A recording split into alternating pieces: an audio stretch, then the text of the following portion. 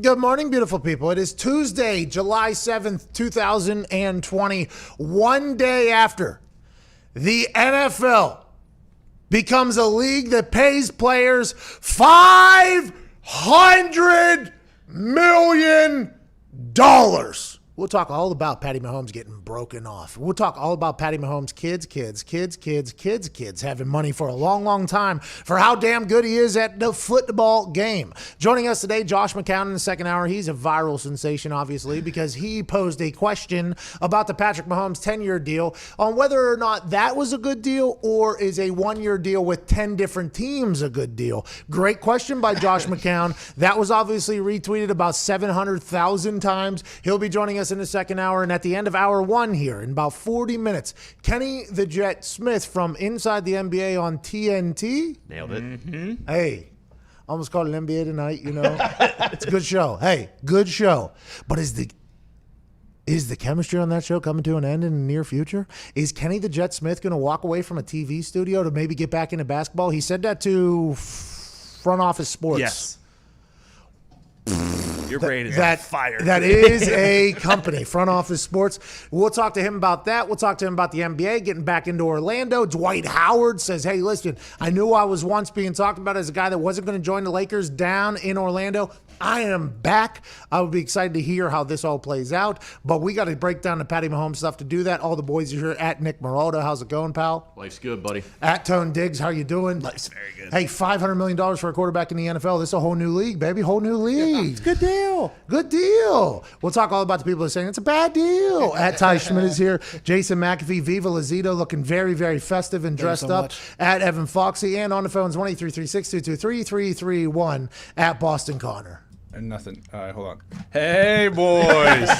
How we doing today? Who are you talking to? You just hung up on him. If that was a call for the show, why are you saying nothing? Hey, what's your name? Oh, just had to adjust right. Dimitri. Great name. Wow. Can't wait to talk to that guy. Yeah, Dimitri. How have you been doing, bub? It seems like the Patriots just opened up $981,000 more dollars to that cap room. What are the Patriots up to? Is this to sign Jadeveon Clowney? I might quit the NFL coverage if that's.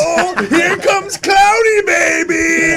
Everybody's in trouble. The Pats are back. Mahomes got $500 million. Who cares? Who cares? A lot of people care, and let's start talking about it now. Going into the Super Bowl, we talked about this yesterday on a clip that went on to the YouTube immediately upon the deal happening, right after I got a haircut, by the way.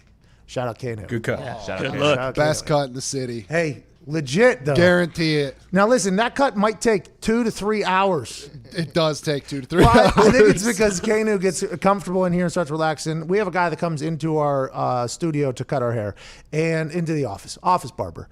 We couldn't, for 3 months there, he couldn't come in. Nobody was allowed in the office. So Yeah. now I'm getting him back in here as much as possible to hopefully, make up for anything that could have potentially happened. And also, it's nice to get a haircut. I think it's one thing that I kind of missed during the whole quarantine. He comes in, though, he gets real comfortable. Without, you can look at your watch 4 hours later and there's just been 2-3 cuts in there, but damn, you look at the haircut, you're like, hey, Kanu is a master. This is a masterpiece. It's art, Pat. He's Bob Ross with the Yes. thing. Hey, your haircut looks good too. Hey, good haircut. Hey, good haircut to you too. Good haircut. None of the other boys will get a haircut from him. Nah. I think that's why he takes his time. Wow, he takes his time because he knows none of the It's an advertisement. Look at this fade. Are you kidding Look at that. me? Looks good. Looks good. Kanu's our guy, too. The conversations you have with that guy are next level. But we reacted to the Patrick Mahomes deal because when I was getting my hair cut, it came up on the TV and on a tweet of some sort. I think Schefter reported it first. You read I thought it was potentially a fake account. I thought it was potentially a fake account whenever they said 10-year deal, 12-year overall. I thought it was fake because the NFL doesn't do this. Listen, this is not normal. The Chiefs trusting Patrick Mahomes this much and Patrick Mahomes trusting the Chiefs this much to make a 12-year arrangement in a sport in a league that never, ever happens. Normally, it's the complete opposite. Normally, the players want as short as possible. The team wants as long as possible, normally 5-6 years maybe. I guess there's an offensive lineman down to Cowboys to sign an 8-year deal, but to ink a 12-year deal, That's a lot of trust in both sides that you have to have in each other. For them to get that done, I thought it was fake. Then I look up at the screen, they start reacting to it. I'm like, okay, everybody's starting to talk about this. We come in here and start talking. And as we start digesting all the numbers, right? As you start thinking and taking it all into account. Whenever the Super Bowl happened and Patrick Mahomes had that 3rd and 17 wasp call that he called himself for, and he was just sprinting backwards, a la like Steve Young back in the day, just running backwards off his back foot, throws it like 58 yards in the air to Tyreek Hill, first down. They go on to win a Super Bowl after being down in the Super Bowl, being down in the AFC Championship, being down in the divisional round, everything. I mean, they're just down. They were down the entire time, but Patrick Mahomes and that offense came back. As soon as the Super Bowl was over, they had the parade. Parade was awesome. Patty Mahomes chugging beers out there, looking like a kid who just celebrated or just won a Super Bowl. Dream came true. And then the conversation directly after that was the Chiefs are going to lock him down for a big extension. And then people started floating out numbers like $200 million guaranteed. And I'm like, $200 million? Good for Patrick Mahomes. He's going to get $200 million? And then you start looking at the Kansas City Chiefs cap space and you're like, the Kansas City Chiefs literally have $14 to spend in cap space. I have no idea how they are going to pay Patty Mahomes. Then they start making some moves. Then they start doing this. Then you bring in Clyde Edwards-Helaire. Then you start bringing in all these teams. You're like, damn, this team's going to be good for a long time. But that extension that Patrick Mahomes was supposed to get, that seems like a big fairy tale. Nobody was talking about it. Tom Brady goes to Tampa Bay, big conversation. Phillip Rivers goes to Indianapolis Colts, big conversation. Cam Newton, what the hell's going to happen to him? Nobody understands. He goes to the Patriots, obviously. Obviously he goes to the Patriots. That steals the conversation. Nobody was talking about Patrick Mahomes, except for when he worked out with Dez Bryant and some post got put out there that Patrick Mahomes said Dez Bryant was one of his favorite players. Other than that, Patrick Mahomes and the Chiefs have not been a talking point for this entire NFL offseason through this quarantine. And then out of nowhere, behind the closed doors, Veach and Patty Mahomes and Andy Reid and that whole squad were negotiating the largest deal in the history of a sport. The biggest deal that has ever happened in the NFL. A deal that no matter how you look at this thing is worth $500 million for a player in a sport that is never anywhere near the amount of money that baseball is or international soccer is or anything like that. This is a brand new world for the NFL and for the Kansas City Chiefs. And you got people out there, okay? $500 million, $477 in the way it's structured, and then another $25 million in incentives, $1.25 million for an AFC championship, $1.25 million for an MVP each year, which is what? You do the math, 2.5, you do the whole math, another $25 million on top of that, so $502 million basically. So quick math there on Schefter's tweet, $477 million. That's $25 million in incentives. You do 25 plus 477. What does that equal? Somebody tell me. 502. Normally. And he says 503. Once Schefter tweets 503, though, Bleacher Report puts up a 503 plus. Everybody else starts putting up a 503 plus. And I thought I was just too damn high. I'm like, wait a minute. I know that we're talking big numbers here, okay? But 477 plus 25 is 502. Is it not? Is it not? And then I saw everybody start posting. I'm like, well, I must be yep, it must be the vitamins that I'm on. I can't do math anymore. I did an iPhone check on it, the whole thing. But no matter how you look at this, $477 million to play quarterback for the Kansas City Chiefs for the next 12 years.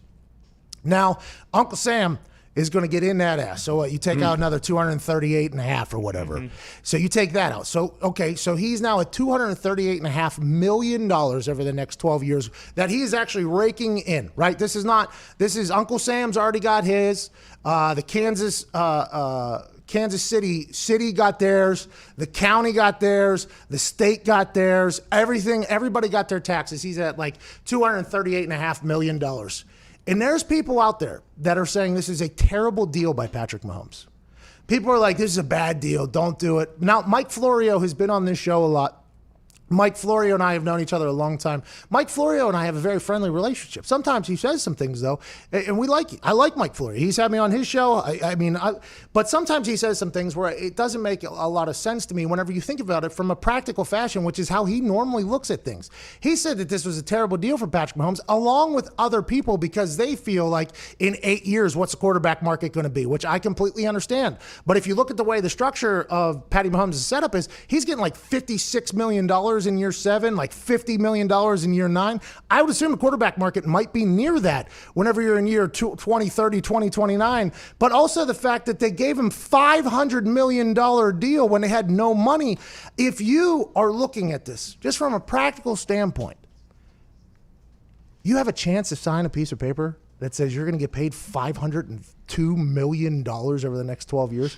That, by the way, if you come from billions of dollars, maybe a bad deal. If you don't, though, that is a good deal. Now, you can start diving into the semantics. Oh, well, in 10 years from now, he could be making 55, 60 million. Okay, so maybe there's an extra 50 million he's leaving on the table, maybe 60 million, maybe 70 million. Cool. That is a lot of money in the grand scheme of things. But when you compare that to $500 million being negotiated right now after winning a Super Bowl, who knows what's going to happen next year? Cam Newton and New England Patriots somehow might pull some things out of their ass and be the next. You can sign a piece of paper that says $502 million is potentially coming to you in the next 12 years. I'm signing that piece of paper. This is the same thing that isn't, I assume there's lawyers out there who come from very wealthy backgrounds, and there's people who are very smart who are like, well, that's just not the right way to play it. Look what Kirk Cousins did. Look what Kirk Cousins was able to do. It's like, well, Kirk Cousins did a lot of that where he's only taking the amount of money, whatever, blah, blah, blah, and he's nowhere near $500 million. You look at like Matt Ryan, I believe Khalil Mack and somebody else, you put those three together, they're nowhere near what he's making. So the people that are coming out and saying, well, this is a bad deal. Now, I appreciate the fact that you're trying to take a stand for Patrick Mahomes 7, 8, 9 years from now, where nobody knows what the world is going to be. Who knows how many fans we're going to have in stands, what salary cap's going to be. I guess it averages out to like 18.75% of the estimated salary cap is what he's going to be making for the next 12 years.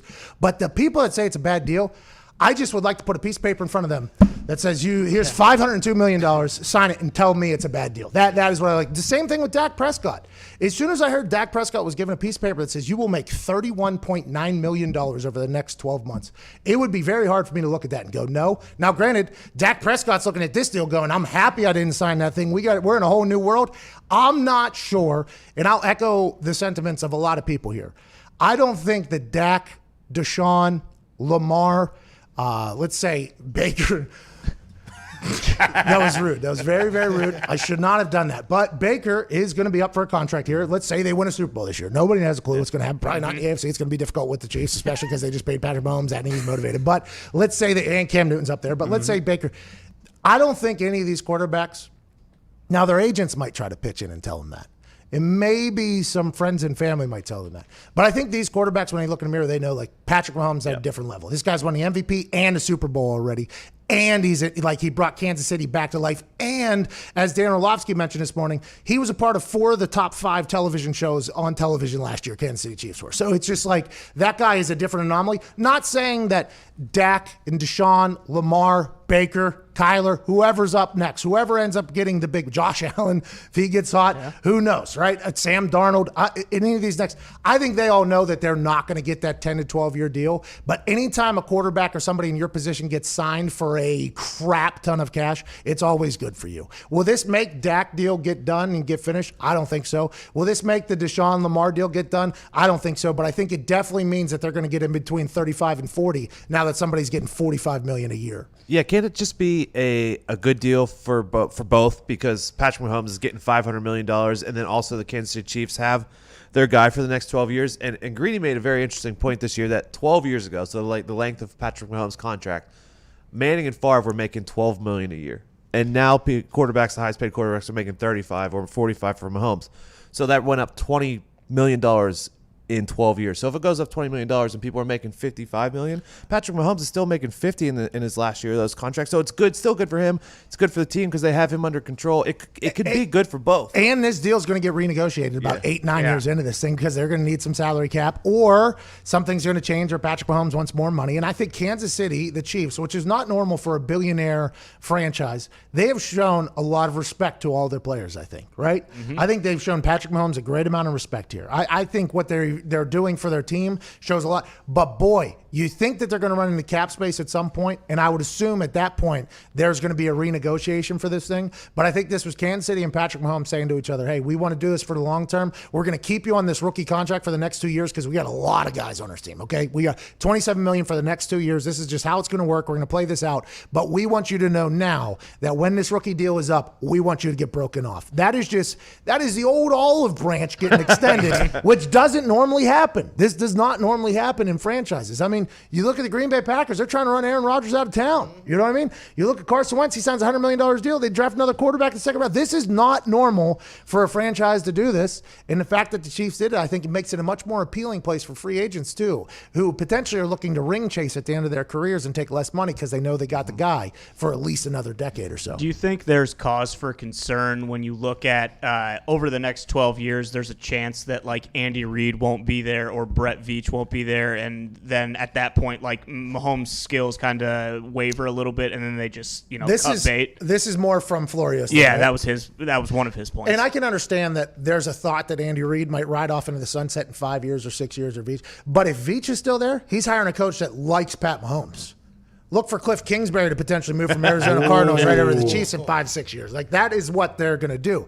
Maybe it's Nagy, by the way. Bring Nagy back because he was in that Chiefs offense. Get him out of that Bears situation. But I believe they will hire somebody that Patrick Mahomes likes. Now, could they completely about face on this stance about Patrick Mahomes, even though it appears the day after the Super Bowl, after he chugged all those beers and had a good time, the next day he was already working out again and he wants to get after it, and he's a generational guy where his dad was a professional athlete. Will that ever change? Maybe that'll change. But it feels like the Kansas City Chiefs are very much in the Patrick Mahomes business. And that sounds like such an egregious statement to say after they just agreed to pay him $502 million. But what I mean is in a long haul. Like, I think they're in the Patrick Mahomes business for the long haul, and that means decision-making later if they do have to hire a new coach or bring somebody else in. And maybe Pat Mahomes doesn't care.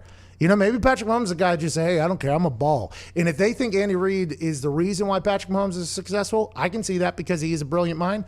But look at all the other quarterbacks that Andy Reid has worked with. They've never been able to do what Patrick Mahomes has been able to do. They're great for each other. And I just hope maybe Andy Reid coaches for another 12 years. Maybe we get the big red Kool-Aid man popping through the wall for another 12 years over there in Kansas City. All I thought about last night was the poor AFC. We've had to deal with Manning and Brady's from 2001 till 2020 when he goes to the Bucs, and now we're going to deal with Mahomes until 2031. And Lamar. Let's not get crazy. Lamar. Lamar's going to get probably $35 to $40 billion a year for a 4-year deal. They won't give him too long of a deal because if the way he plays, they're going to automatically assume. Just like, by the way, a lot of people come after talking heads in the sports world for questioning whether or not Lamar Jackson can be durable enough. And I respect people going after those talking heads because that shouldn't be the only reason why he's good, but which he is, by the way. He is very incredible, but he is one massive shot away, which everybody knows. But that's a game of the NFL. And if you don't think the Ravens will talk about that during negotiations, you are mistaken. Yeah, hey, we love Lamar. Listen, we went all in on Lamar. But we do know that you're one, so maybe we'll do a 4-year, 5-year, maybe we'll get this thing out of here, maybe there'll be incentive-based, but all those quarterbacks are going to get broken off. It's just the AFC seems to run through Kansas City, Missouri.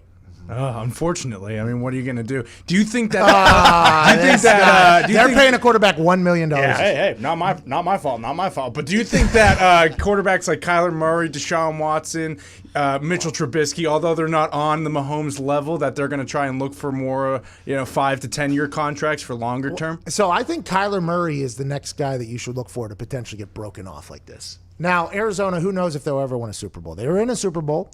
Shout out James Harrison taking it 175 yards on a pick six. I don't know how the hell he did it. Could have pitched it numerous times, chose not to. Love that move. Absolute stud. But if the Arizona Cardinals can win a Super Bowl in the next 3 years, which is going to be tough. I mean, that division is tough. Ugh. They just got DeAndre Hopkins, though.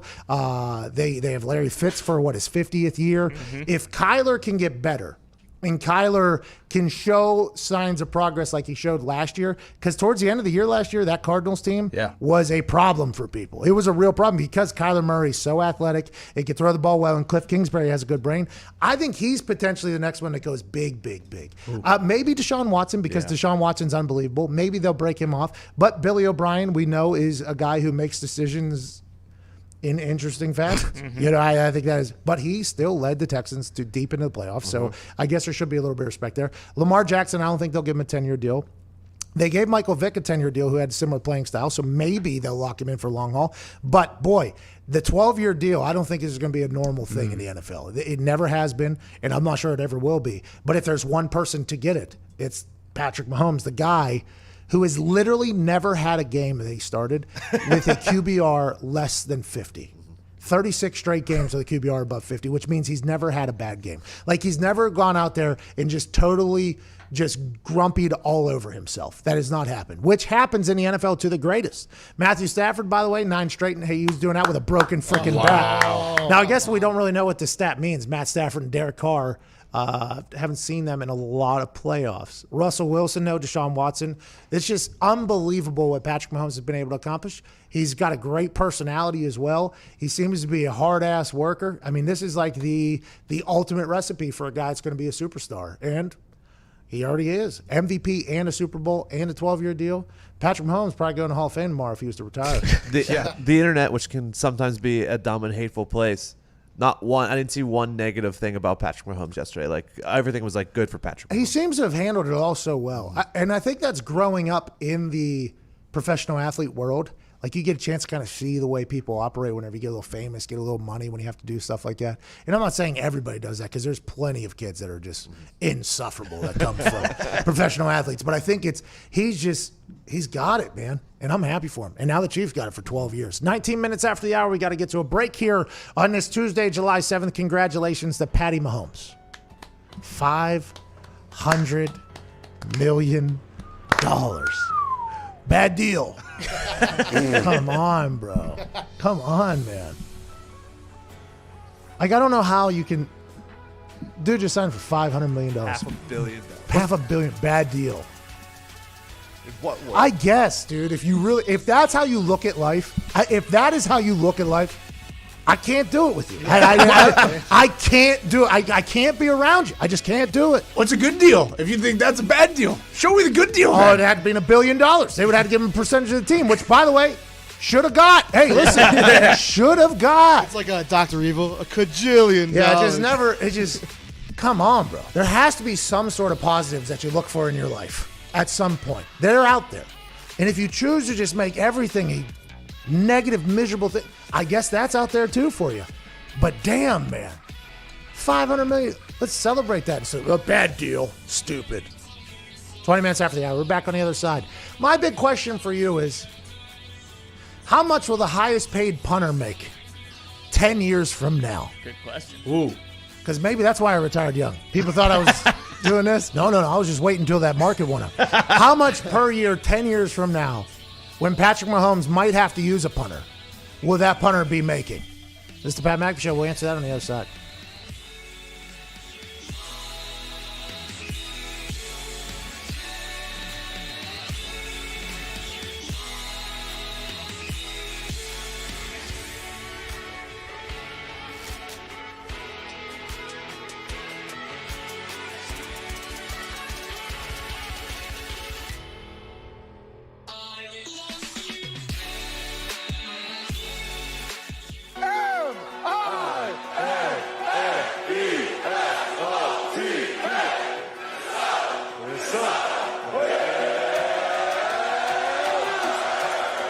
Lucky to be here at the Northrop Hall with the incredible Gopher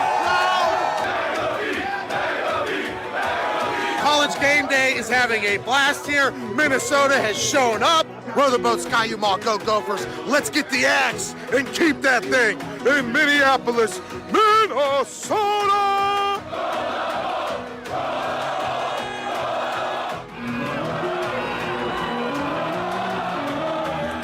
Is about to lose their minds. Ladies and gentlemen, watch a man maestro a crowd like Coach Lee Corso. Give it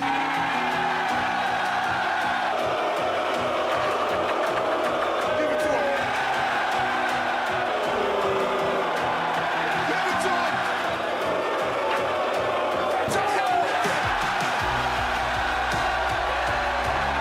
Watch, now he'll say to me, works every time. What? Every time.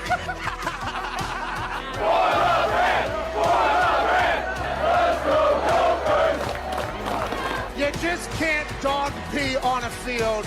This obviously led to a nightmare situation for Luke Logan, who misses the extra point. An absolute pandemonium happened. But in Dwayne Haskins' defense, the Redskins and Dwayne Haskins might never win a game again. That guy's flexing like PJ Fleck a little bit. Good sell was a little bit delayed. Great got me the for a throw. ref.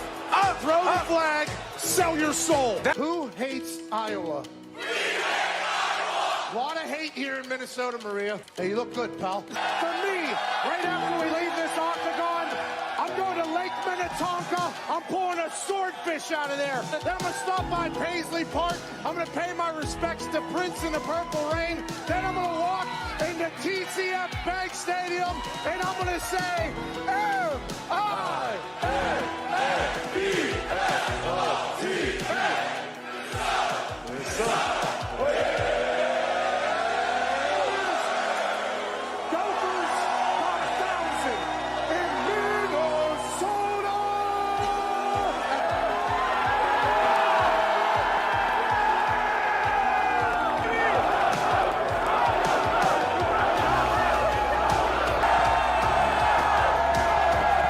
That's pretty awesome, huh?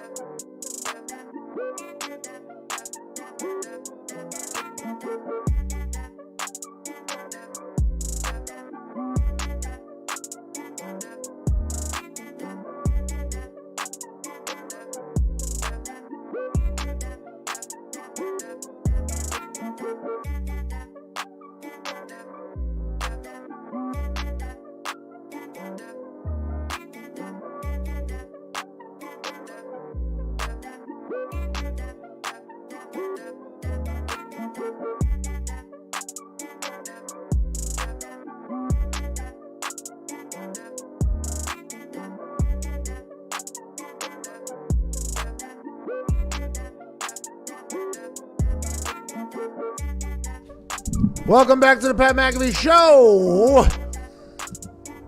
We have a massive announcement tomorrow morning coming out. Like, very big for our business. It is very large business. I mean, it kind of got caught up in the shuffle here, but there is a massive announcement from us coming tomorrow morning. Like, yeah, really big. Yeah. Let's go. Yeah. Yeah. Kind of when I went to go to the bathroom there during that break, while I was, I'd take probably 7 to 8 maybe peas a day, maybe 10 actually. I might be up at there. Drink a lot of fluids. Well hydrated. Well hydrated. While do I it. was doing it, I was like, oh, haven't even told anybody. Massive announcement coming tomorrow. Pretty big announcement coming tomorrow morning. Pretty pumped up about it. And tomorrow, that'll be our news that we talk about. But today, news that we should talk about because we're a live show is brought to us by our friend at Nick Marotta. Nick, what's going on in the world today? Thank you, Pat. Big news. Accused Jeffrey Epstein madam Ghislaine Maxwell was quietly transferred on Monday from New Hampshire to a Brooklyn federal prison in New York City where she'll await trial pending a bail hearing. Okay, I'm happy we just jumped right into that. Happy we just jumped right into this. We're all pulling for her to survive, right? Yeah. So Let's, hey, good. Need you to survive. get her out of New York. I think we all think listen, terrible person. Accused of doing a lot of terrible things. Yeah. Let's just hope she survives. You know. Until. Can they not just... There has to be a way to keep her alive, right? There has to. not She'll in New be York. guarded with prison's highest security. Yeah, but that's what they said last time. Yeah. Listen, I feel like these types of things never end in like, oh, just to sit down and just tell all. Like, I don't think that ever happens. Until Gerard Butler tunnels in underneath. Yeah, that's what I'm saying. And then a fire starts, like the whole fire. Oh, it's going to happen. Something will happen. Hopes are high. She stays alive. Can't you just go on like Instagram Live and just just let it rip, just let it eat, like just go do it. I wish one of those high-profile prison security guys would just do like live. Check this out. Just look. Hey, still alive. Still kicking. Go. What time is it? Hey, what time is it? Still alive. Here we go. That's going to be interesting to watch unfold from what I've been told. I've tried to do a little bit of research, but I try not to get too deep because, boy, I mean, like I talked about earlier, I like to enjoy my life. Yeah. But oh boy, I've heard that is a deep rabbit hole you can dive into. Do not. Connor's still in there. Look at this guy. He's been splunking all day. There is a war going on, my friends, and we are in the middle of it. Back to you, Nick. Uber purchased Postmates in a $2.65 billion all-stock deal. Say what you just said one more again. $2.65 billion. Postmates bought up for Uber Eats. Uber bought Postmates. Okay, so Uber Eats obviously got in the game a little bit late. DoorDash has already been in, and Grubhub was already going, and Cluster, no, that's only in Indianapolis. There are a lot of food delivery things got in there, and then Uber was like, wait a minute, we already have everything you could potentially need for this. Uber Eats got in a little bit late, so they decide, let's buy this thing up, and then we can just get all their customers, and we can deliver groceries at the same damn time. Uber's about to become the deliverable made-to-order deliverable Amazon. That's what anything. You need a ride somewhere, we got you. You need groceries, we got you. You need restaurants, we got you. Uber is trying to become that when it comes to made-to-order stuff to the house, which is very interesting, very, very interesting. Because I'm gonna say this. I don't usually love big tech and companies that just make you bazillions of dollars and nobody else really does it. I do love sitting in my house and getting old food delivered to the house from restaurants that I used to frequent. I love it very, very much. And now that there's even more opportunity for groceries to be delivered and stuff like this, don't even have to go out in public. Oh, what a life. This is going to be great. All one of these food delivery services has to do is charge less than $47.99 delivery fee, and you're going to corner the market. It does feel like they've been taking advantage. And I don't love... They know that they got you too. If you're a person that's staying home and order from a restaurant, they know they got you too. They can hike up any charge that they want. Uber, when they were going on that surge fee run, back in the day, I mean, that was a problem. But now Uber's probably struggling because people aren't really out and about.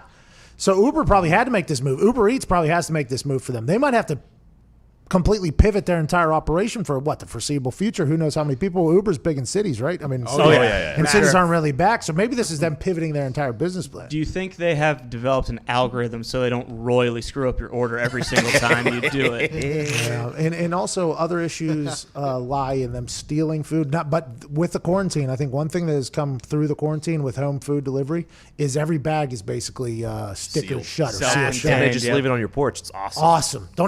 I don't even have to talk to the potential one person I would have talked to. Now it's just outside. It is. Hey, good move by Uber, I think. I think it's a good move. Yeah. Now, I've never really used Postmates. I don't think it's that big here in Indianapolis. But, boy, I will deliver the hell out of some stuff to my house if I don't have to go anywhere. It's great. It is awesome. 2020, a lot of bad. There are some great technology things that have made me even better at being a lazy ass in my house. Anything else, Frank? Yeah, now for some big news. The NHL and the NHLPA have agreed on a tentative agreement on the return to play and a memorandum of understanding and a 4-year CBA extension. Well, anytime you get that memorandum of understanding, that's when you know both sides are really rowing the boat in the same direction. And they got an extension 4 years on the CBA, which is unheard of for any professional sport to go through. The fact that the NHL has been able to do this is absolutely mind-boggling, befuddling, confusing, all the words that would say that you're in dismay, because the NHL is the league that messes this up. That is what the NHL does. In its history, the NHL would have messed this up. But instead, Gary Bettman says, not this time. We're going to get a CBA extension. We're going to get back to work, boys. July 13th is when training camps start. Yes, and August 1st is when this 24-team tournament starts in Vancouver and Toronto. Edmonton and Toronto. And all the teams are having their training camps at their houses. And then they're going to send up to Canada to go for the COVID Cup. They're going to be allowed to play in the Olympics again, right? Yep. I mean, there's a lot of good things coming out of the NHL and hockey. And if NBA is starting July 30th and NHL is starting August 1st, I mean, we are in for it for the month of August, and I am pumped about it. Now, granted, I got some big things happening that first week of August, too, I just remembered. Rather large. Pretty big. Well, that's the perfect week to do it because it's the first 8 games. And it's like preseason. Yeah, it's Nobody preseason. cares. Yeah, those games don't matter. I mean, a lot of people are going to be talking about it because it's the first week of sports back. But I won't have to. No playoffs. I won't either. Not even No. playoffs. No. Not even playoffs. Listen, That's going to be a battle. The only way your special day could get any more special is if the puck is getting dropped for the Pittsburgh Penguins at the same time. And Sidney Crosby's going top Chad freaking 1 second. And I see opening first period puck drop. I see Sid potentially going between the legs, defenseman back to him, Clap bomb from the blue line. Top Ched in Toronto. How's it going? Pittsburgh Penguins win the COVID Cup. Hammer them. I think they were plus 3,000 or something like that a little bit ago. Maybe 30,000, whatever it was. Hammer the Penguins. Sidney Crosby's thighs look bigger than they've ever been. Hockey's coming back August 1st, July 13th. Training camp. Good news for a sport that normally messes things up. Let's get to the phones. Let's go to Dimitri in California. Here we go. Dimitri in California. What's going on, pal? Plus 1,800 now. Hey, how's it going, Pat and the boys? It's probably our fault. Long-time listener, first-time caller getting through. Okay, that boy Dimitri. Oh, so Connor wasn't lying. Dimitri really was on the line. Yeah, nothing he said, though. Remember, that's what Connor said to him. And I want to say I hope you guys get that Pat Mahomes back soon from Spotify or YouTube or whoever, you know. That would be nice. Not going to come from either of them, too, I don't think, anytime in the near future. But there does beep, beep, beep. I believe there's a Brinks truck backing up to the office potentially tomorrow morning. We have to talk about it. Potentially. I don't know. Really? Maybe that's the news. I don't know, Dimitri. Whoa. Don't put my feet to the fire, Dimitri. Get off my ass. Jeez. Come on. Well deserved, you know. Thank you, sir. Thank you. We're very appreciative of you. What do you want to talk about? I got a lock for you guys this weekend. Jorge Masvidal stepped in. He's going to take on Usman. Yeah. Usman's been avoiding this smoke for 2 years. Ooh. I'll tell you about why Jorge's going to win. Check it out. Jorge was training for Usman for 251 before negotiations got messed up. Okay. And then Usman had to take on Burns. Burns is a wrestler, so Usman's camp was predicated on wrestling defense. Now he's going to have to fight Jorge, who's a striker. Jorge said in an interview yesterday, if he sees Usman in the hotel lobby, he's going to break his face. And I don't know if you guys seen the clip going around, but they almost ran into each other at the lobby.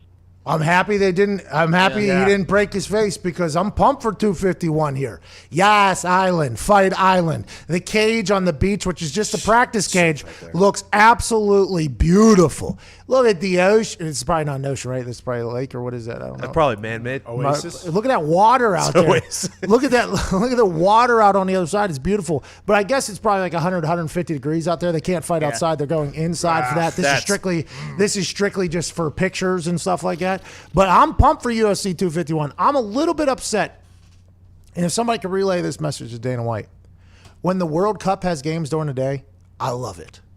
When the WWE has their pay-per-view over in Saudi Arabia and it's in the middle of the day, I love it.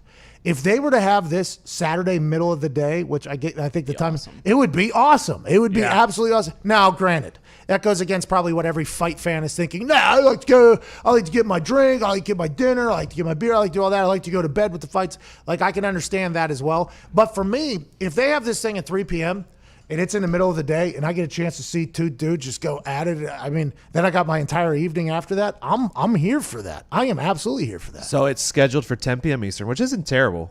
Which it's normally later than that, which is 6 a.m. local time in Abu Dhabi. That's what I'm saying. They should have just let him do. Yeah. But granted, Jorge just got over there, so he's probably not even going to transfer times. He's probably just staying on schedule here, just doing his thing. Couldn't or shouldn't the UFC have at least tried to maybe build a glass container around that ring? It's an incredible visual. That's my Fight Island. Yeah, well, that's why they put the picture up there, strictly for the Diggs' Fight Island. But I guess it would be unsafe to fight in that heat. According to my sources, the water source is the Gulf. It's the Persian Gulf. Oh, okay. By the way, the Persians don't play any games. No. Didn't they come in 300 and kind of handle something? I mean, they had the numbers. Xerxes, the big handsome. He was massive, that guy. Huge. You know, when you're fighting at only 300 people and you got a couple thousand, I mean, that is a problem. But when you're that big and that handsome, it's probably going to add to the allure a little bit. 37 minutes after the hour, we got to get to a break.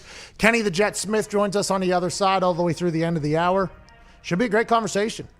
He alluded to the fact the front office sports he's probably leaving inside the NBA on TNT at some point to take a front office gig. Let's talk to him about it. How do you build a team, Kenny? What are you doing, Ken? Show's too damn good. We can't lose you. But you want to do some fulfillment. Okay, I get it. You've been 20 years on TV. Do you guys just sit there for 6 hours every Thursday, by the way? We'll talk to him about all that. This is the Pat McAfee Show, Tuesday, July 7th.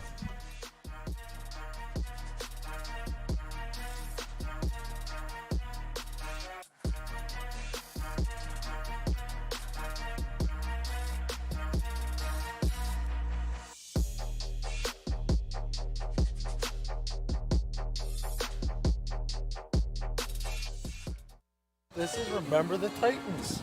How's it going? My name is Pat McAfee. I do a lot of things. Today I am a professional analyst getting ready for the Thursday night football opener in beautiful Nippert Stadium with the Cincinnati Bearcats here at Higher Ground. This secluded world.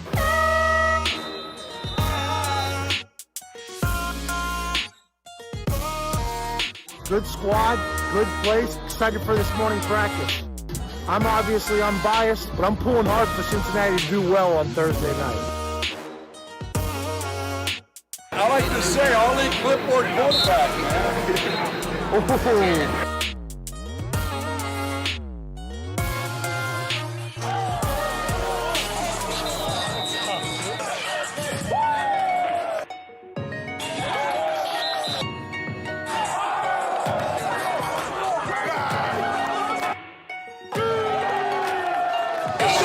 This is awesome.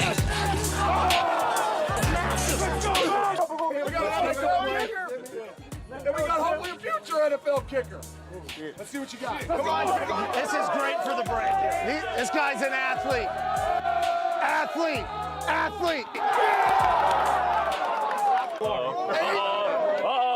Hey, let's go. Let's go.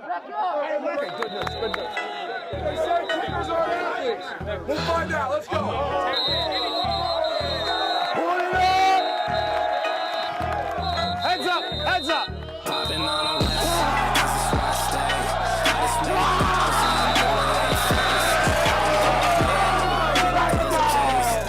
Hey, I appreciate that. Thank you so much for hospitality. Have a great day. Let's go get it.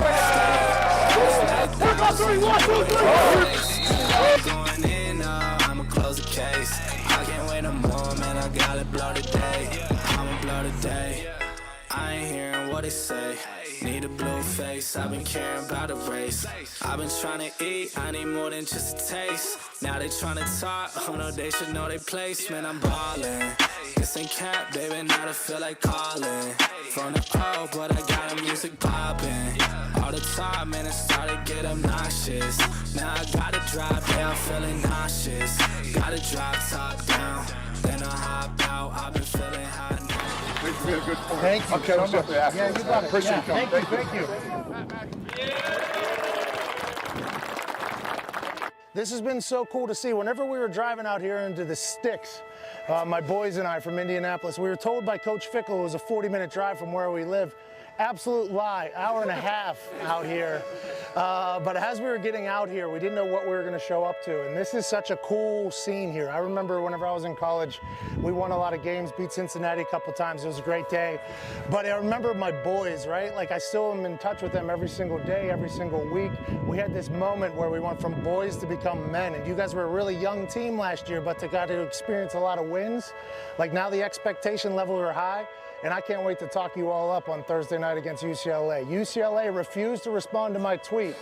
So I am a Bearcat fan on that opening night, and I cannot wait to watch you guys dominate. And I think this is such a cool thing. Coach, I can't thank you enough for your hospitality. I got a bunch of swag from you guys, too. This has been a cool day. Enjoy this, though. This doesn't happen a lot. Even when you get into the NFL, it's not like college. It's not like your boys. It's not like this. It's a whole different world that you'll remember forever, and I was honored to be here to watch you today, and I can't wait to watch you guys go win the thing on Thursday night and then throughout the rest of the season. Thank you so much. Cheers, boys. Thank you. 1, 2, 3.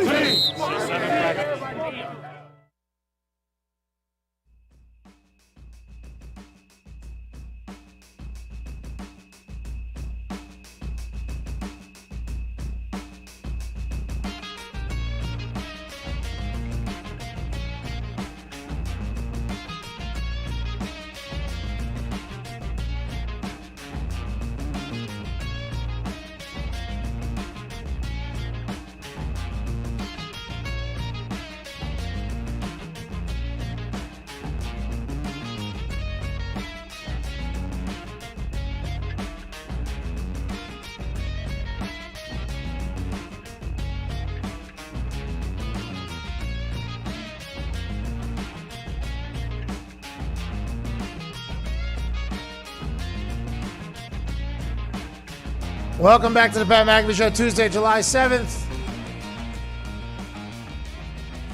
Yeah, nothing yet. I'll try again in a second. I'll tell you what. Oh, man. It's the curse of the graphic, I tell you. We put the graphic up last second there. I know. For those that are new to the show, anytime I have promoted who our guests are supposed to be on our show, one or all have dropped out day of. The last time I did it, by the way, was Kenny the Jet Smith, and he dropped out of the show. Now, we said, I can't wait to talk to you because the Jet Academy, they're doing virtual basketball camps. He's been running camps for 25 years down in North Carolina. Now they're doing virtual camps. He wanted to come back on the show. Sorry, family emergency, happy. Now, he did like 10 other interviews that day. I saw a lot of clips come out. But at the exact time he was supposed to be on our show, family emergency. And normally I have a pretty strict policy is if you screw over our show, like, okay, you're gone forever. Like, listen, I understand that people have a lot of time, but if you commit to the show, like, all good, but if you can't come, still all good, but see you later forever. Like, that's the way it goes. But with Kenny the Jet, I was like, listen, this guy who's won Emmys, this guy's an NBA champion, family emergency popped up. Yeah, I saw him do 10 other shows, but he couldn't. So that was like, bring him back, let's do it. And this is what I get. See, this, hey, if you don't stand for something, you fall for anything. That's right. According to my sources, I think he's in the bathroom right now. No. But I could definitely find out more. 4 minutes late at this point, we have an out at something like that. 58. By the way, Not don't anymore. do hard outs with people either. And this is Not anymore, We we are don't. bending over backwards for Kenny the Jet Smith, strictly because I'm such a fan. Don't meet your heroes, and we never will. You know, we never, ever, ever, ever will. So let's get back to talking about some stuff. The NHL and the NHLPA we just talked about, they have come to a memorandum of agreement. Yeah, so it's a What the hell does that mean? It's What? a tentative agreement. They agreed on. It's a tentative agreement. They've agreed on the rules, on the protocols, on how to get back, how to get the players into the bubble, all the bubble standards, everything like that. They still have to vote. Okay, so the NHLPA executive committee still has to vote. That's all the leaders of the union. Then they have to vote the full union members. And then they have to vote with the board of governors, which is like the GMs. I mean, or that's team cool owners. and all. This but it's all Kenny going to the Jet happen. Smith thing, though. I mean, this is unbelievable. I might boycott It might be them. diarrhea. It might be diarrhea. No. I'm getting sources saying Source diarrhea now. in your ear, huh? Yes. Yep. Oh, yep. Diarrhea. Unbelievable.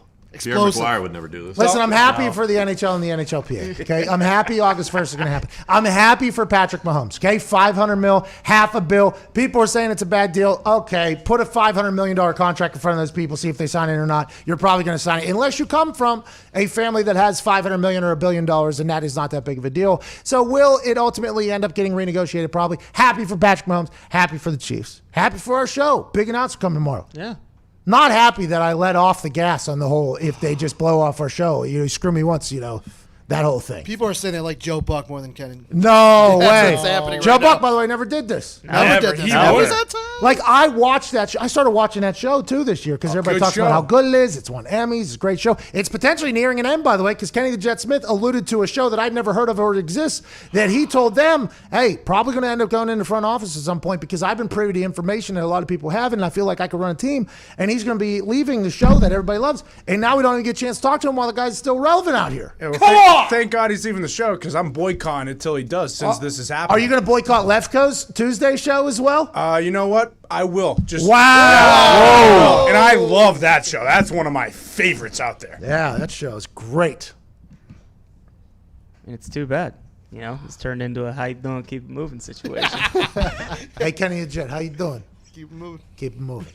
By the way, Michigan, place we went to, big, how you doing, keep it moving. You drive by while we're playing some Cornhole? and you look. How you even doing? Stop. But keep, it moving.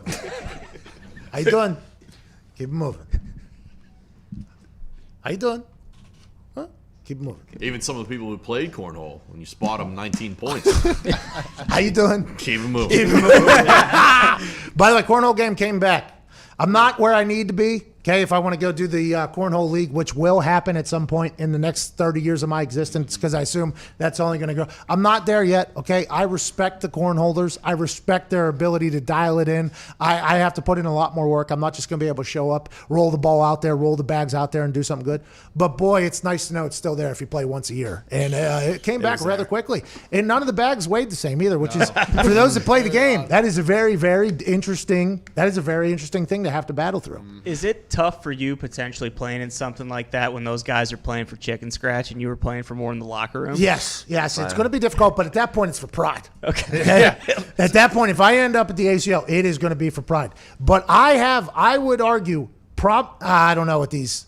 There's probably some hustler cornhole leagues that's playing for a lot. I played for a lot of money, a lot of money. Yep. And I feel like that puts me in quite an advantage, especially when I play against some drunks at some places and stuff like that, because I can barely see sometimes, and it's like, this isn't that big of a deal. But oh boy, if there was like maybe $1,000 a point on this, or a couple $1,000 a point on this, maybe I open the eyes up a little bit more, and we'll see what it is. You and Cam Newton. It's not about the money. It's about the respect. God, you. Patrick Mahomes is making 45 times what Cam Newton is making on average for the next 10 years. You want to hear the update on this? Oh, Zito. I don't think. I hate the guy. I don't. You want to hear the excuse? Sure. The rep just got back to me, apologized again. Thanks. Not. He had to go to the doctor at the last minute this morning. Oh, my gosh. By the way, we hope he's okay. I hope he's all right. We hope the Jet is okay. Yeah, me too. Okay? I would like that to be known, stated on the record. If you write down what we said about him, we hope he is okay. But he can go fornicate himself forever, is how I feel. I've been trying to get into the doctor for 3 months. How the hell does this guy just call this morning to get in? Kenny the Jet, Jet I Smith. guess, yeah. How long do you know about he's going on this doctor visit? How you doing? Keep it moving. Keep it moving. Let's go to Johnny Crow in Ontario. What's going on, Johnny Crow? Nothing, Pat. How you doing? Yeah, terrible. My idol, my hero is just a guy who just stands us up at all times. Unbelievable. I guess, yeah. I'd just like to say if Ben Roethlisberger is probably his last year as a quarterback of the Pittsburgh Steelers, and who do you think his replacement's going to be? If it's going to be a draft, maybe Aaron Rodgers, maybe maybe, huh? I don't know, maybe Dak Prescott. Who knows? All right, maybe Dak Prescott. Maybe Cam Newton, by the way. Hey, how you doing? Keep it moving. If this is Ben Roethlisberger's last season for the Pittsburgh Steelers, let's say he just rides off into the sunset after winning the Super Bowl for this Pittsburgh Steelers team that has a defense that could have done it last year. The Pittsburgh Steelers defense could have won a Super Bowl last year. Obviously, on the offensive side of the ball, they had some struggles. Juju was hurt, James Conner was hurt, and Ben Roethlisberger was hurt. That's going to be a problem, especially whenever you get rid of Le'Veon Bell and Antonio Brown. But good news, Boswell's all the way back. He's kicking balls to the uprights again. Defense is good. You get Ben Roethlisberger back. Juju's on a contract year. James Conner's on a contract year. That Pittsburgh Steelers team with the Henry Rowan Gardner brand new arm on Ben Roethlisberger, who is a reformed porn and alcoholic addict. Alcoholic and porn addict. He might be at his best state ever. This Steelers team might do that. Now, granted, going to have to beat Cam Newton in the Patriots. Granted, going to have to beat Lamar Jackson in the division. Granted, you're going to have to beat Baker Mayfield in the division and Patrick Mahomes gonna be tough. just to get to the Super Bowl. But if he wins the Super Bowl and rides off in the sunset, that'd be nice for Steelers fans. And Cam Newton has a hell of a year. Maybe you lose in the AFC Championship game to the Pittsburgh Steelers. You bring in Cam Newton. Maybe that's the way you go for the next couple years to come, huh? I actually wouldn't be. I'd be fine with it. He's got a brand new arm. This is his last year. He's going to finish out his contract. His contract is this year and next year. I think he's going to finish it off right in the sunset, and then I'm pretty sure Rodgers is coming to town. You think Aaron Rodgers ends up with the Pittsburgh Steelers? Pretty sure 2 years Rodgers. from now, he's got 4 more years left on that contract. They're going to have to trade for him? But if you look at Rodgers' contract, there's like the guaranteed money or the dead cap drops off significantly after the next 2 years. Dead cap. Kenny the Jet Smith. Let's go Tim in Wisconsin. Tim, what's going on? Hey, this is Tim from Wisconsin. How you boys doing? Hey, Tim from Wisconsin. This is Pat in Indiana. I'm doing good. How are you over there, caller? Taking it one day at a time. Crazy times. That's all you can do. Maybe one step at a Got time. a question for you and the boys. Yeah, we can't wait to hear it. So, we were talking about how Washington wanted to change their outlook and their perspective as a team. So I got a sales pitch for you. All right. We love sales pitches. So we got the Washington Warriors, the DC Warriors. You kind of talk about that comic theme, superhero theme going on. You got it there. Plus, I think a warrior might be a strong symbol for the... I don't know what he said. I don't like it. Washington Warriors, I don't like it. We have a Warriors in the sports world. Oh, Oh, Golden yeah, because you State. can't have more than one. Yeah, Well, I mean- there is multiple repetitive names. Yeah, but I mean, then they're just kind of putting themselves behind the 8 ball there because it's like when you think about the Warriors. Hey, DC Admiral's a pretty good name. I think so. DC Admirals is a pretty good name. Now, a lot of people tweeted me and said that has to be like royal blue, and because that's what Admiral Maybe, color is. yeah. But I'm not 100% sure that they're going to want to get off of that red that they have, which I guess could be in there. I guess the maroon could be in there as well, I guess. I don't know. Are they going to change their name in 3 weeks? Is that what's going to happen? Are they going to have to change their entire have to, right? franchise in 3 weeks? Nike said we're not selling anything.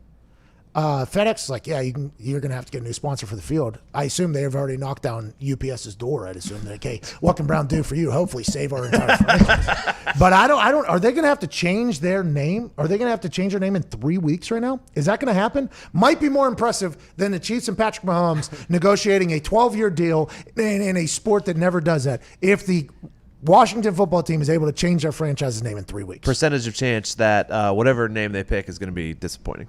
You think? Some people are going to be upset. That Red Tails thing got a big push. I couldn't have hated that more. The Red Tails thing made me sound like I thought it was a little video game-ish. It started going like, oh, the Red Tails, like, bloop, bloop, bloop, bloop. Like that's what I think in the middle. DC Admirals though, is something I can get behind, I think. But I guess there's I'll tell you what, I got a lot of DMs from diehard Washington football team fans, and they told me that I had no idea what I was talking about. Native Americans love the name, is what I was saying. Oh, yeah, I'm sure they do. Hey, listen, we don't. Hey, I've said I have no idea, but it sounds like they don't, and I don't love saying the word. We're back on the other side radio with maybe another guest, probably not. How about Kenny the Jet Smith? Unbelievable. Can we fucking talk about Can't do that? it. I can't do it with the guy. What happened? What happened there? I think it was diarrhea. Hey, we were going to send a couple people to his fucking virtual camp, too. We were? I mean, YouTube can do the same exact thing, but we were going to send people to the virtual camp from this office. Drunk Boozebag Mitt, intern Mitt, was going to do the Jet Academy, the entire thing that's happening July 20th through the 24th, 27th through the 31st, and August 10th through the 14th. We could just go to a YouTube thing and learn how to do all this, but instead we're going to the Jet Academy because we want to support Kenny the Jet Smith. Guess what? Not doing it now. Nope. Sorry, pal. Can't do it. Won't do it. No thanks. No thanks. Very disappointing.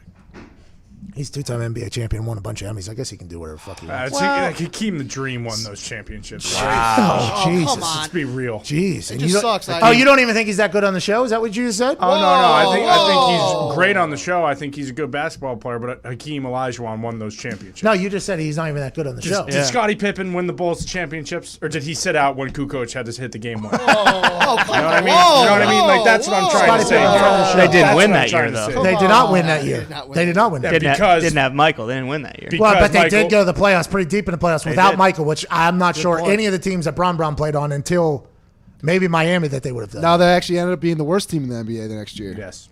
Are you saying that? I'm not. I'm just saying that stats, baby. But you said it right. I mean, the Heat probably would have made it pretty far. Yeah. Anthony Davis is playing, and people are saying, I saw Fox Sports had a nice lower third, which is Zito's job for us with a nice clickbait.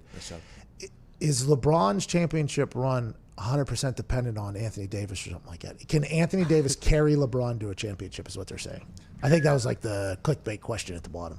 And I looked at it and I was like, oh, that sounds like a bullshit question. And then my answer was like, well, I guess it's actually a good idea for them to ask that question because I'm sure people will go. Obviously, LeBron's going to need somebody to help him get through it. Now, the Caruso show, let's not get crazy. That son of a bitch is going to get wet. And Swish J.R. Smith is all the way back running conditioning tests at practice yesterday. But is Anthony Davis a top 6 player in the world?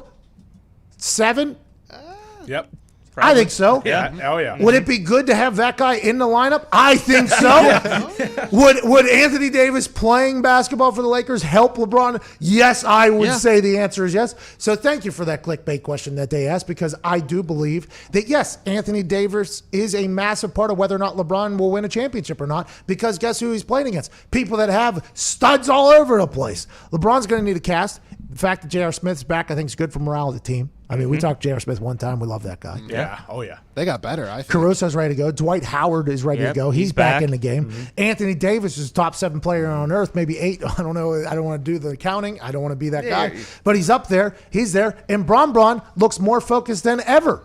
And that guy's got a big old grizzly beard showing his wisdom, ready to go for it. I think he photoshopped a mask on his face, but I think he did. Oh, no. That purple mask did not look, that looked like that was placed on him, but he does look incredible. He's come out of, he was working out at the LA Gear guy's house or whatever. Yeah. I mean, Lakers could go on a run. And is Anthony Davis an important piece? I would argue yes. Your starting center is a pretty big piece. Yeah. Very much so. What team that's in contention doesn't have a good number 2?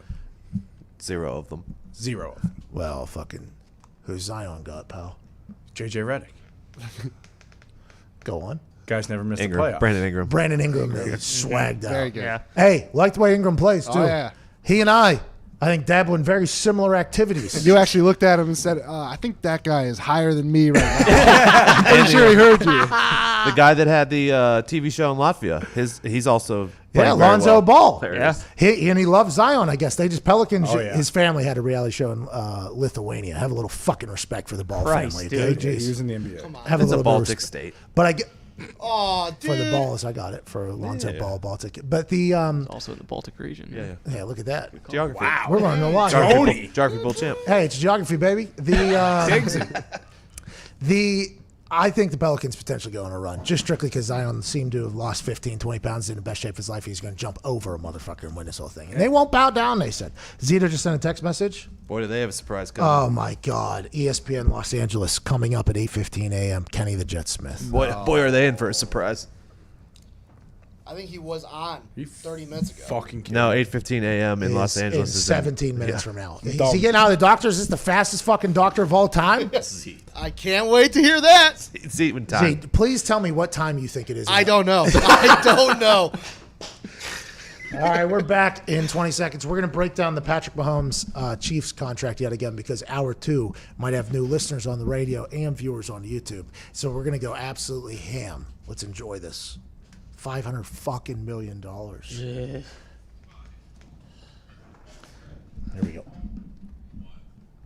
Good morning, beautiful people. It is Tuesday, July 7th, the day that Kenny the Jet Smith's relationship with this office officially died. He was supposed to be on the show in the first hour. He stood us up yet again, just like he did earlier last week, which still going to be a fan. Just will never talk to him in real life or on this show, which is a shame because I think it would have been a great conversation. But there is a lot of conversation to be had. Josh McCown will join us in about 29 minutes to talk about not only going viral yesterday with his comments about the Patrick Mahomes contract, but also about being a quarterback who's been around for a long time. And whenever you see something like this happen for Patrick Mahomes, how happy does this make you as a businessman and as a quarterback in the NFL? This is a massive deal, not only for Patrick Mahomes and the Chiefs, but all of the NFL and every single player inside of it. Now, granted, does the 53rd man on the roster have any chance of ever looking at something like that? No. But right now, there is hope that a long-term baseball-like money type deal is possible in the NFL if you fall into the right situation, work your ass off, and ball out. We'll talk more about that, and we'll talk more about everything else happening in the world with all the boys. At Nick Moraldo is here. How's it going, Frankie boy? Life's good, man. Big news coming tomorrow. NHL hockey's coming back. I'm excited. Big news coming out of this office tomorrow morning. Big news. The NHL and the NHLPA have gone to a memorandum of agreement. August 1st. Understanding. You get it. August 1st, they will be back on the ice, sticks on ice, in Vancouver and Toronto. Edmonton. What are those? Same difference. What are those? Edmonton and Vancouver, basically the same. Those are on the left side of Canada? They're on the left side. Edmonton's in Alberta. Vancouver's in British Columbia. Is the Eastern Conference playing in the Eastern time zone, in the Western Conference playing in the Western time They zone? are. They're not making anyone move. So the East will play in Toronto. The West will play in Edmonton. Smart, by the way, because the NHL has been the most intelligent and efficient. Which is shocking.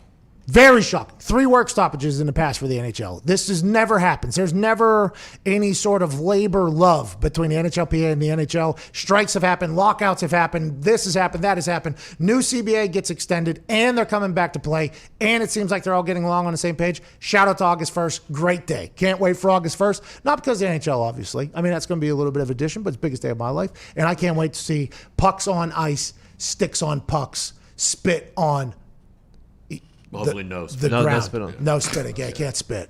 There's going to be a lot of sounds that are going to sound good for hockey too, by the way. Just Pucks like, in net. That's what we want. Pucks in the net. No, only for the Penguins. Everybody Yeah. else pucks out of net. At Tone Diggs is here. What's going on, Diggs? Edmonton's is actually pretty close to Saskatoon. Saskatoon. Is it really? Well, you got Vancouver and then Edmonton and then Saskatoon. So why did 2 Canadian cities end up getting chose? Because the thought was Las Vegas was definitely going to get it, and then Las Vegas came out of the running because of the yodely of the COVID-19, and then Canada, they had that 14-day mandatory quarantine if you go into the country. They've lifted that, and now 2 Canadian countries are hosting it, which I think, by the way, is nice for the sport of hockey because it's a big Canadian sport. But it didn't feel like it was trending in that direction at all. No, it was literally because of how well the cities have handled their cases. Oh, okay, good for them. So, maybe Is there any up there in Antarctica? Is there any cases up there in Antarctica? I doubt it. Maybe that's where Goodell should be looking at for potentially, create our own little island. Biodome up there. Oh, a little football island there. You got enough money, too. Build it on up, boys. Yeah. Is there great hockey facilities, I'd assume, in those two? Oh, yeah. Edmonton is traditionally known to have the best ice in the league. Oh, wow. Hey, you get on that ice, boys. Start skating a little faster. The dangles start getting a little bit looser. The mitts start getting a little bit stickier, and boy, that top shed starts looking a little bit bigger on that ice up there at Edmonton. Zamboni That's drivers. what they've been saying. Great Zambones. Hey, you hop on that Zambone up there, you know that you are purifying the finest ice in all the land, and that is the Edmonton ice. Bingo. At Tone Diggs is here. Tone Diggs, big day for football yesterday. Patrick Mahomes, $500 million deal. People are saying it's a bad deal. Do you want to slap those people in the face because a guy just signed for $500 million? Some people are dumb, Pat. Some people are going to say dumb things. I mean, $500 million is $500 million. Yeah, and now you can get into semantics about how maybe 8 years from now, 9 years from now, he should have made 550 or 575 or even six. Let's go. Hey, $600 million it should have been. 20% off is what this deal is. Okay? You even say that? Would you take a 20% off deal if you knew you're going to get a 12-year generational wealth deal right now? Yes, absolutely. It would have to be, what, $300, $400 million off in 8 years from now for them people to say this is an actual bad deal. Signing a $500 million extension whenever they have no idea if fans are going to be able to go into the stands or what's going to happen with the sport is a genius thing to happen. And I understand people are going to look for the negative in this whole thing because that's what you got to do in the world. You got to find the negative. I guess some people have to. But boy, I'm just incredibly happy for Patty Mahomes and the Chiefs. My sales manager used to yell at me because I used to give everyone 20% discount just to get the deal in. Listen, I'd rather get some money in than no money in. 80% of something is a lot more than 0% of nothing. That's how I feel about this deal. 100% of nothing. Ty Schmidt is here. How you doing, Ty? Pretty good. I mean, I don't want to harp on it, but I'm, was looking forward to Kenny the Jet, so I'm not loving it right now. Oh, so you hate Kenny the Jet Smith? Yeah, I'm out on Kenny the Jet. All the way out? All the way out. Thank you. If you're out on Kenny the Jet Smith, say aye. Aye. Wow. It's a principle.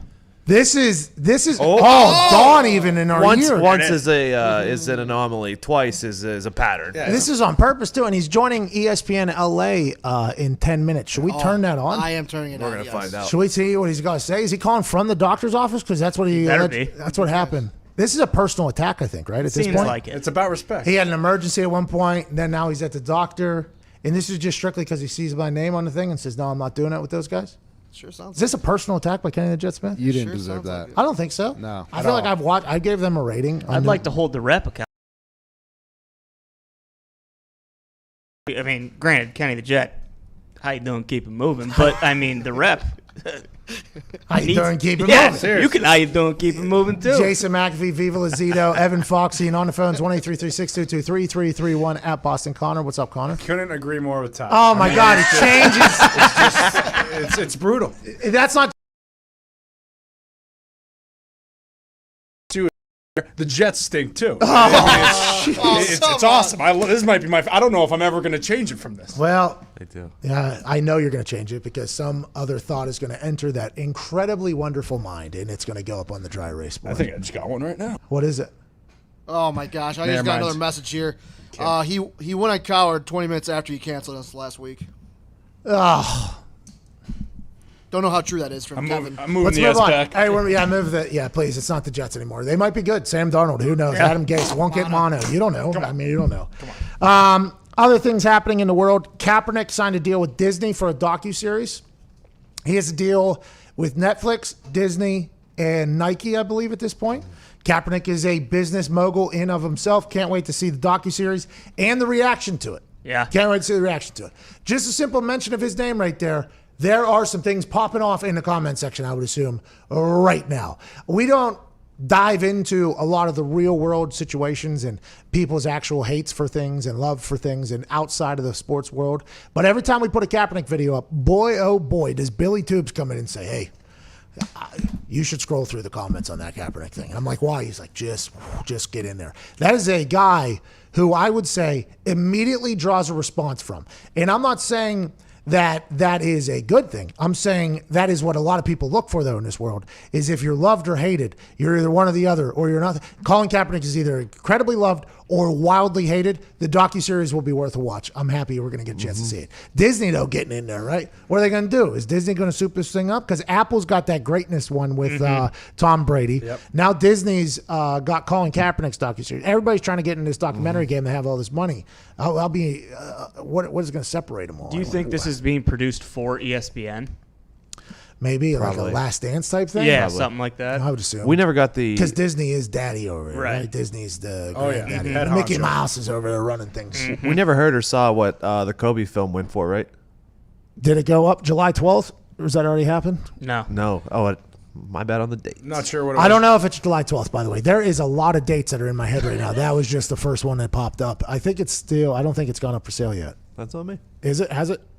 That one, I'm looking. They said that's only going to be, what, 250,000? That one's going to be a lot more than that. Yeah. Because the grander, and by the way, if you want to have a good time, you could probably run that one up a little bit if you ever watch Storage Wars or whatever. You Yep. probably run that one up because whoever's planning on making the full Kobe documentary, that footage is needed. So Yeah. they are going to pay whatever they potentially have to pay. July 23rd is the auction. July 23rd. I should have known that. That's bad memory. Bad memory. Patrick Mahomes will have a documentary at some point. Yes. Yep. And his will be one of a man who signed the first $500 million contract in NFL history. Good for him. Congratulations to him. The next question that was posed, is there a young star you would bet on for the next 10 years? Mike Greenberg from ESPN's Get Up. It's his show. Great show. I got a chance to work alongside him. Big brain on that guy. He put out a tweet. By the way, he's trying to get more into the social media game. He's commenting on things. He's tweeting. He's adapting well to the world as one of the voices of sports. He's in 2 Hall of Fames, by the way, that guy. He is next level. He is a stud. But he put out a tweet, said, is there a young superstar in any sport that you would bet on for the next 10 years ahead of Patrick Mahomes? Now, I don't know if there's anybody ahead of Patrick Mahomes, right? I honestly don't know. Just because the setup, the way he plays, he already has a championship, so he kind of has that like freeing where he has like the kind of the monkey, the weight off his shoulder, the monkey off his back. Like he's already got a championship. He's already got an MVP. And he's already got his bag. Now he just gets a chance to go out there and play. Now, some people say he won't be motivated. I don't think that's the way Patrick Mahomes is. Patrick Mahomes is a grinder, I think. And I think he'll be great for the next 10 years, especially with Andy Reid, Brett Veach, and that entire setup over there. But there are some other young stars that we should look into for the next 10 years that are going to dominate the sports world. I mentioned one a little bit off topic because you got the Lucas.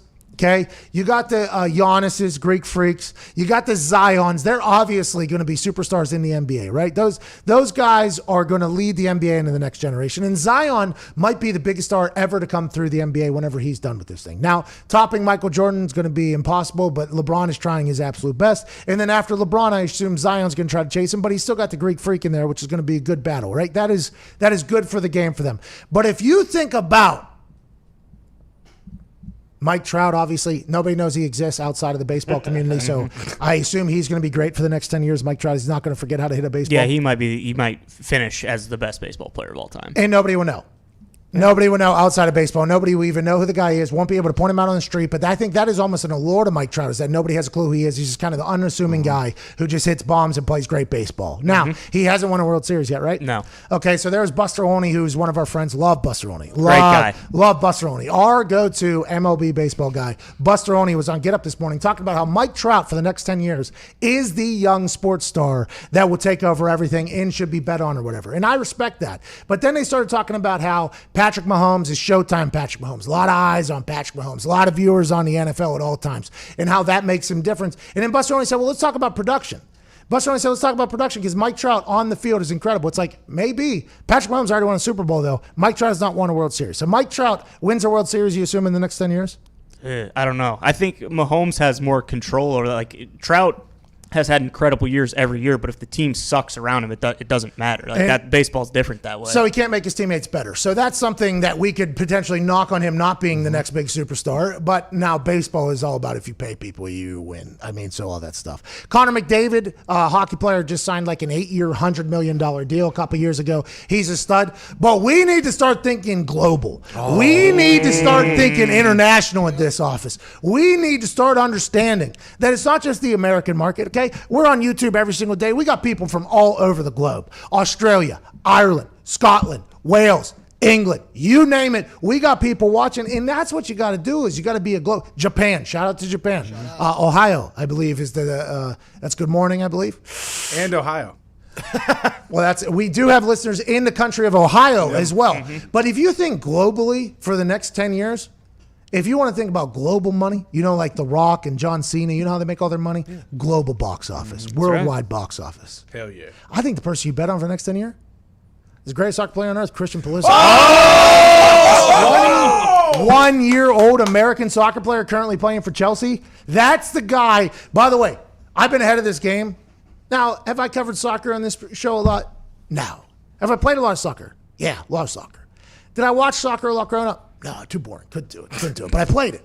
But now that we got the guy, and I started talking about this weeks ago about how we got the guy, and everybody from England started calling me an idiot and said, you Yanks, as soon as you call it soccer, you're a thing. Now, all of England, by the way, is starting to notice that Christian Pulisic is a problem for everybody over there. He's adapting well to the Premier League. He's doing all this. Christian Pulisic, 21 years old. By the time he's 31, I think we're going to talk about a few $100 million gross and maybe bringing American soccer to a relevant state in the world for the first time ever, really. By the way, the women's national team obviously always going to be on top, but this guy right here in the young stud group could potentially put America on the map in a big way. And what that means is big dollar signs following that kid from all over the globe. Should be pretty easy too, because on his shoulders we will win the next World Cup. Yes, Yeah. 2026 for Yeah, sure. and that's not that much pressure. I mean, we've never done it before, but No. 2026 on that kid, he's like 5'4", I think, faster than everybody else. On those shoulders, we're going to win the World Cup, and people are going to be like, "Damn, how'd you know?" We did.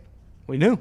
We saw him play for Chelsea. We saw him play for Dortmund. We saw this dude who is a young American, grew up in Germany, basically in the soccer system up there, and got real good and put on for his country. And that's the guy I think is the underrated next 10-year guy I would bet on, is that young, handsome, tiny little American guy who's going to win the World Cup for America. Yeah, his contract that he's making $8.25 million a year right now. When it's over and when he's 24 years old. They're going to renegotiate that thing, I bet. Lock him down. He's been bouncing around. They won't transfer him anymore. They don't want to give up his rights. They're going to re-sign him. We'll see how it goes. That's the guy I'm betting on. Aside from Zion, everybody knows I'm Zion. Yep. I'm a Zion guy. I am betting on Christian Pulisic being the guy globally. Listen, I don't want to have these small-time conversations with people, okay? You come in and tell me about these small little conversations. I'm talking the entire round or flat earth, whatever has to happen for the conversation to get through your skull. Christian Pulisic, round earth guy. Well said. The whole round Well earth. said. 15 minutes after that, we got to get to a break. Oh, you believe there's flat earth, Pat? I don't. But I don't want to get into that debate with somebody that believes the earth is flat. So I'll just say, yeah, I'll concede that. The earth is flat. Whatever you need. From one end to the other, then Christian Pulisic's still going to be the guy for the next 10 years. That's right. I don't agree with you, but I'm not getting into this because there's no reason to get into this because you're at this point and there's no reason to get into this conversation anyways. That's what you need to say to some people. Hey, I'm happy where you're at. I just flew over the earth to get to Japan one time, which maybe you should think about doing. And it's a really different ballgame. But maybe I didn't fly. Maybe they just took us up in the sky and showed us on the screen where we were going and we weren't going anywhere. Interesting. The windows are LED. Well, then how'd the northern lights happen? Oh, LED screen. Yeah. Then how did you see the bend on the earth? Fake. Mirrors. The windows are concave. But see, that's what happens. You concede that conversation. And then you just say, from one end of the earth to the other end of the earth, then, in your eyes, Christian Pulisic's the guy. And that's the type of show we are. Global show. Okay? We don't talk smalls. We don't talk fries. Okay? We're talking the whole damn potato farm. That's right. Dumbest show of all time is the Deep End Maggie Show, Tuesday, July 7th. Kenny the Jet Smith still has yet to make an appearance on this show.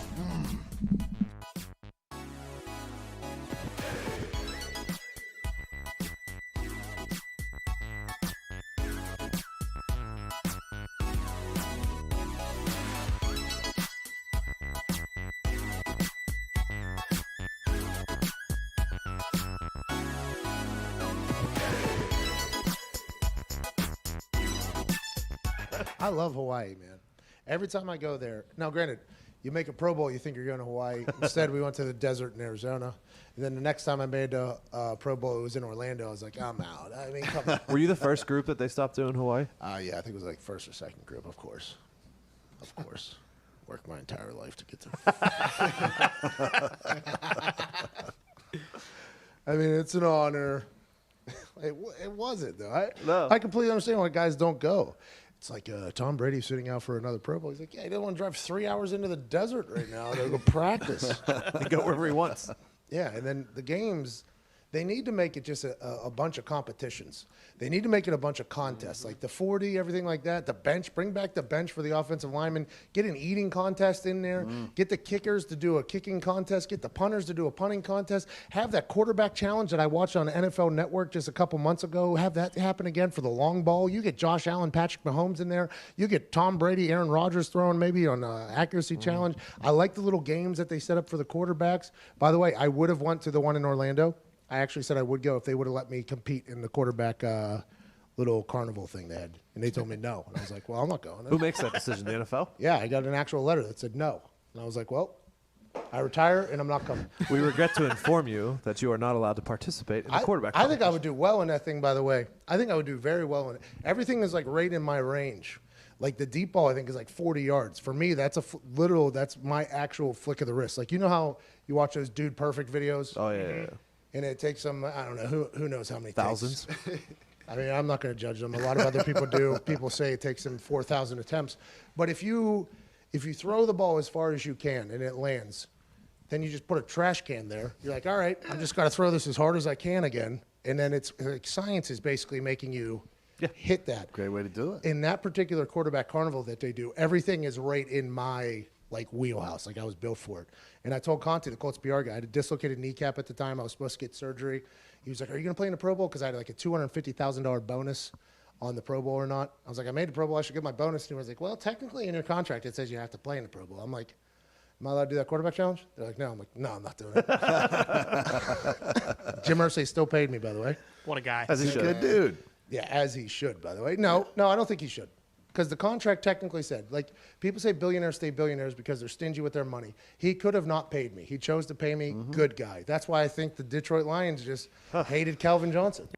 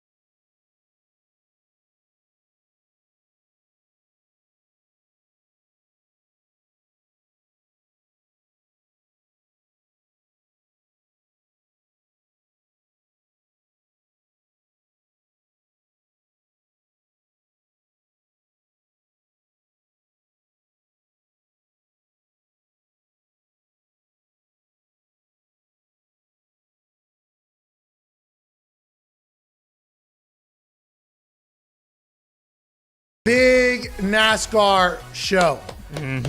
Congrats to Kevin Harvick. Cleaning up sloppy seconds. Denny Hamlin running his ass right into a wall when a tire blew out. When's the next race? Coming up. Gotta be Next race is coming up. Oh, yeah, Sunday? can't wait. Can't wait.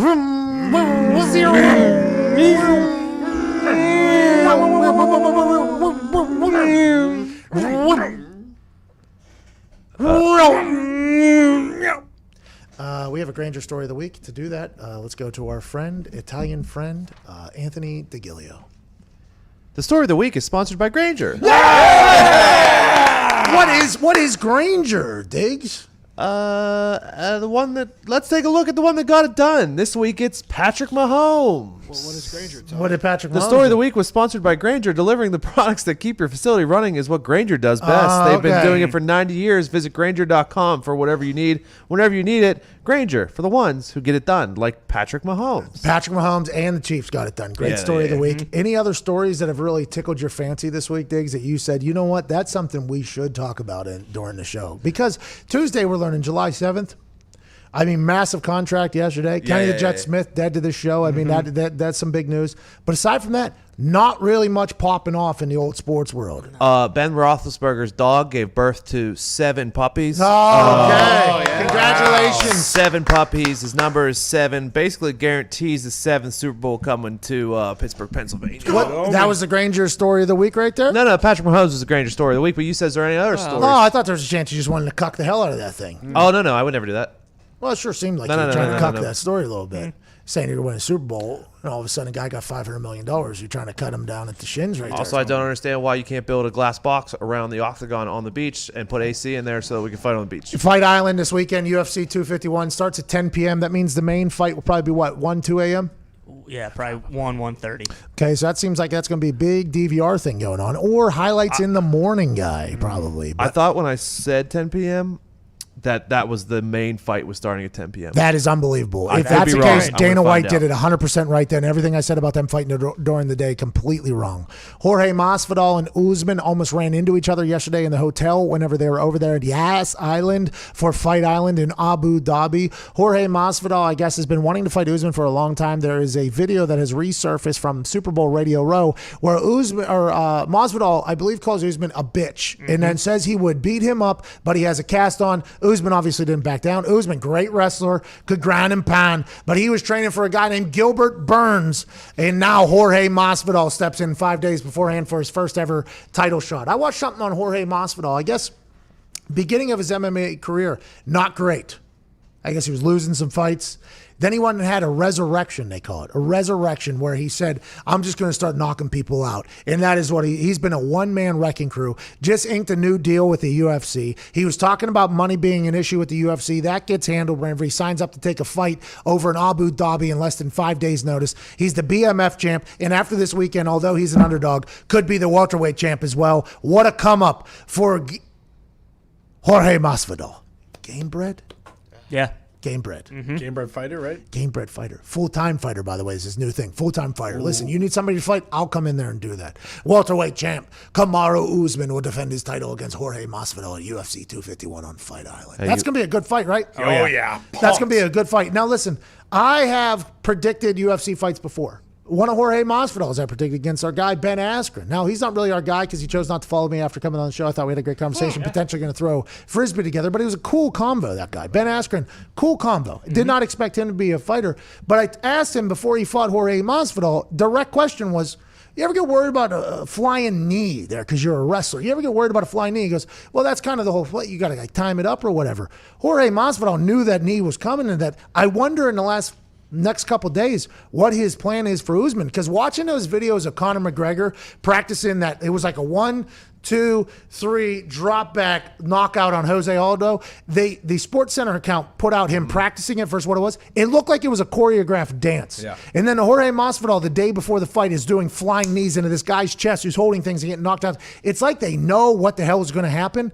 And for me, that is insane because I guess you watch film. I guess you study. I guess it's a chess game. But for me, it never made sense because the only fights I've ever been involved in are people jumping off the top of a bar trying to throw fists everywhere. It's awesome that they can get that diligent and deep into their the notes and stuff like that. Usman is currently minus 300. Is Masvidal's plus 230, and the main card starts at 10. The fight Usman. It's supposed to be around like 12:15. Which, by the way, we knew. Yeah. We knew that. You kind of stopped us whenever we were in the middle of that, but we knew, Diggs. Although the I thought co-main that maybe. event, Nah, Diggs. I thought they would maybe have a break Nah, Diggs, we knew. Oh, you're saying Dana White's done? for this. Whoa. I would like to let everybody know that the opinions of Diggs do not reflect that of his employer or peers. But it would have been nice to maybe have that thing, But they're staying on the Eastern. They're fighting at 6 a.m. Yas Island time, which is going to be awesome to watch. I mean, if you're Jorge Masvidal, you might be in better shape because you never prepared for the time zone change. He didn't even know, so now he's just over there on the East Coast time, bumbling about Abu Dhabi, getting ready to knock a guy out at 6 a.m. Sunday time their time. Why the hell was Gil Burns supposed to fight Usman first instead of Masvidal? I don't know. I think because it was foreign fighters, right? Yes. Isn't that what Fight Island was for foreign fighters? Gilbert Burns. Strictly. Oh, okay. both of I think he's from the U.S. Gilbert Burns is? Yeah, I believe it was a Usman contract is too. He's issue. a Nigerian American. money is what our guy over there just said. Okay. But then Chael Sonnen lied to us. Who lied? Ariel Helwani lied to us. He said Fight Island was only for the international fighters. Right. Yeah, when I asked that question, he was like, "You're an idiot. It's for the international Also, fighters." It just made me sound like an idiot because I was like, yeah, Nigerian Nightmare, obviously, and you get Gilbert Burns, some white guy from somewhere. He's going to go fight over there. The co-main event, which I believe just got canceled, one of those guys was also from the U.S. Like both the title So everything fights, Ariel Helwani told us was a complete lie. I think it was it him or was it Chael? I think it was Ariel. Doesn't sound like something we talked to I Chael believe about. it is. Ariel, I like that combo though. That guy is not loved by a lot of mixed martial arts fans on the internet for whatever reason, because I think he's got an in now or whatever. He gave us a lot of information, but it sounds like a little bit of a false piece of information there. Anyways, I'm pumped for it. I always watch them. I always watch the big fights. Now, granted, I fall asleep before the big ones happen normally. Yeah. Then I'll check the highlights on Twitter the next day, and I'm like, well, was that worth the $60 or whatever I just sent? Maybe. I guess. I don't know. I just stayed in my house. But I think Jorge Masvidal knocks him plus 230. Yes. That's what they want me to do, by the way. That is what they want everybody to do.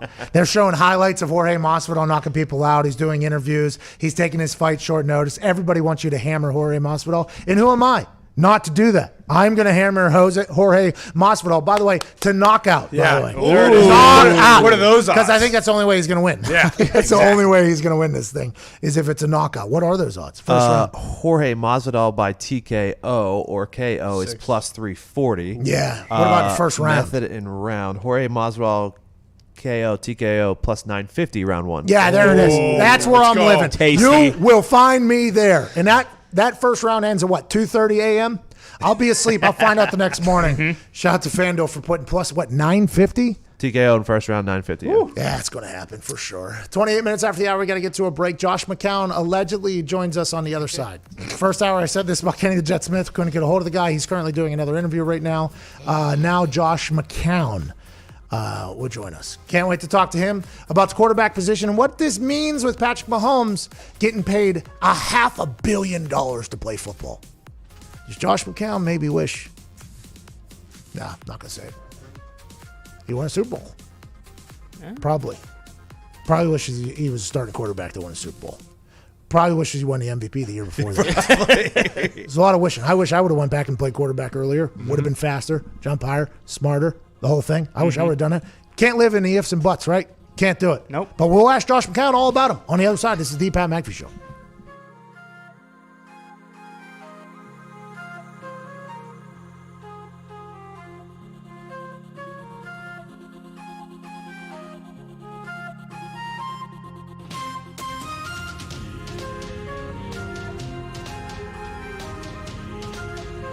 Hi, how's it going? My name is Pat McAfee. Used to hold balls for Adam Vinatieri. Now I'm in his home state.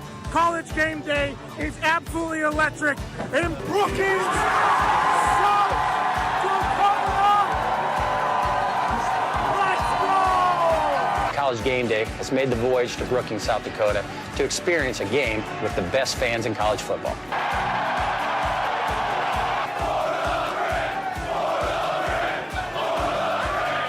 I unfortunately cannot attend because I have a game this Sunday, so I sent a man I trust to make my picks. A man who was my holder for almost a decade. Please be nice to him. Welcome this week's celebrity guest picker, Pat McAfee.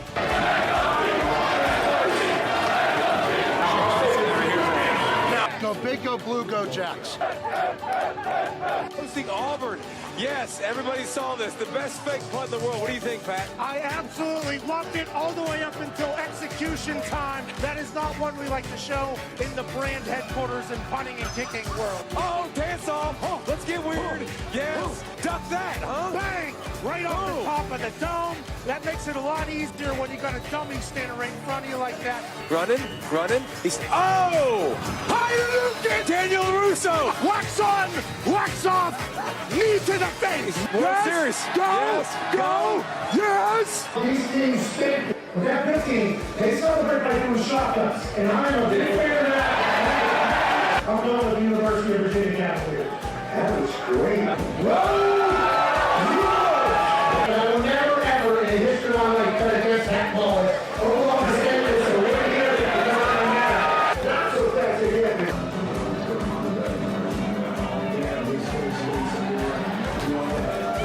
But I'm going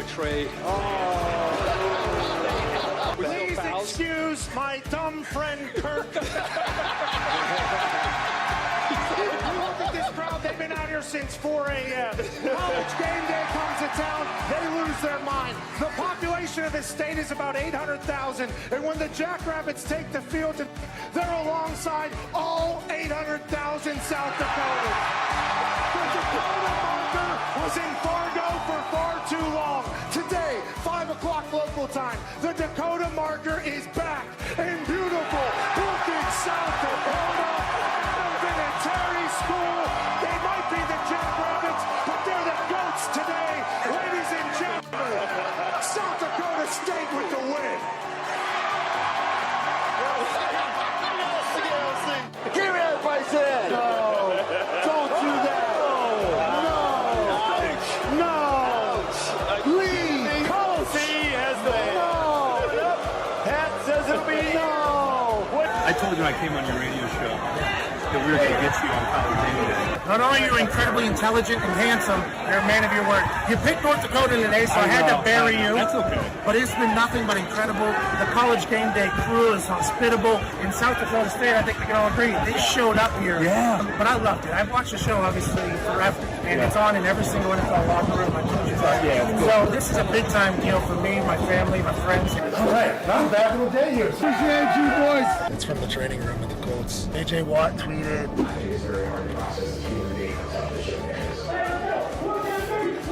get texts from every human that I've ever done television with, like since way back in the day. They're like, we knew this day would come. Equipment managers, old teammates. I mean, you don't get to trend on Twitter often anymore. They make it damn near impossible. Go up onto a stage with a couple legends and talk some shit in front of the incredible South Dakota fans. What an awesome opportunity.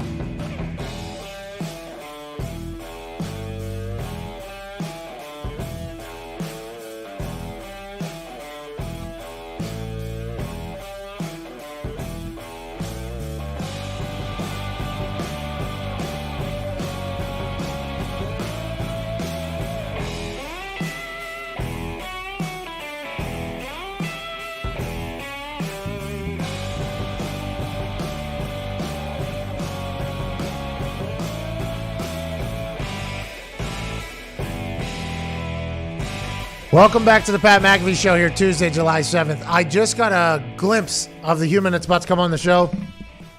This is a good-looking son of a bitch now. Yeah. This guy's played in the NFL for 17 seasons. He's currently a free agent. What will he be doing next year? And let's break down some quarterback contract that happened yesterday. Ladies and gentlemen, impeccable hair on this guy as well. Josh McCown. Yes! Look at that!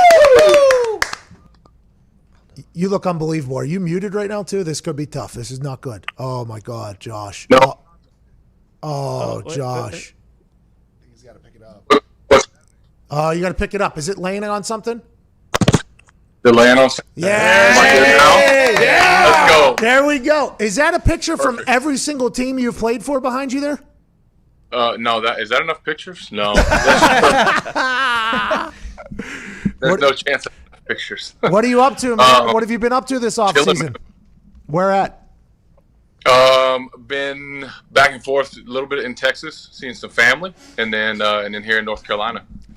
Yesterday you went viral. Maybe you're the new best tweeter on all of Twitter. You asked a simple question to this 10-year deal that Patrick Mahomes just signed, which, by the way, unheard of. Had no idea this could happen in the NFL. Happy it did. But your reaction I thought it was fake. I thought it was a lie. I did not think there was going to be a 10-year, $500 million deal in the NFL. Patrick Mahomes is a guy I assume you agree deserves it, though.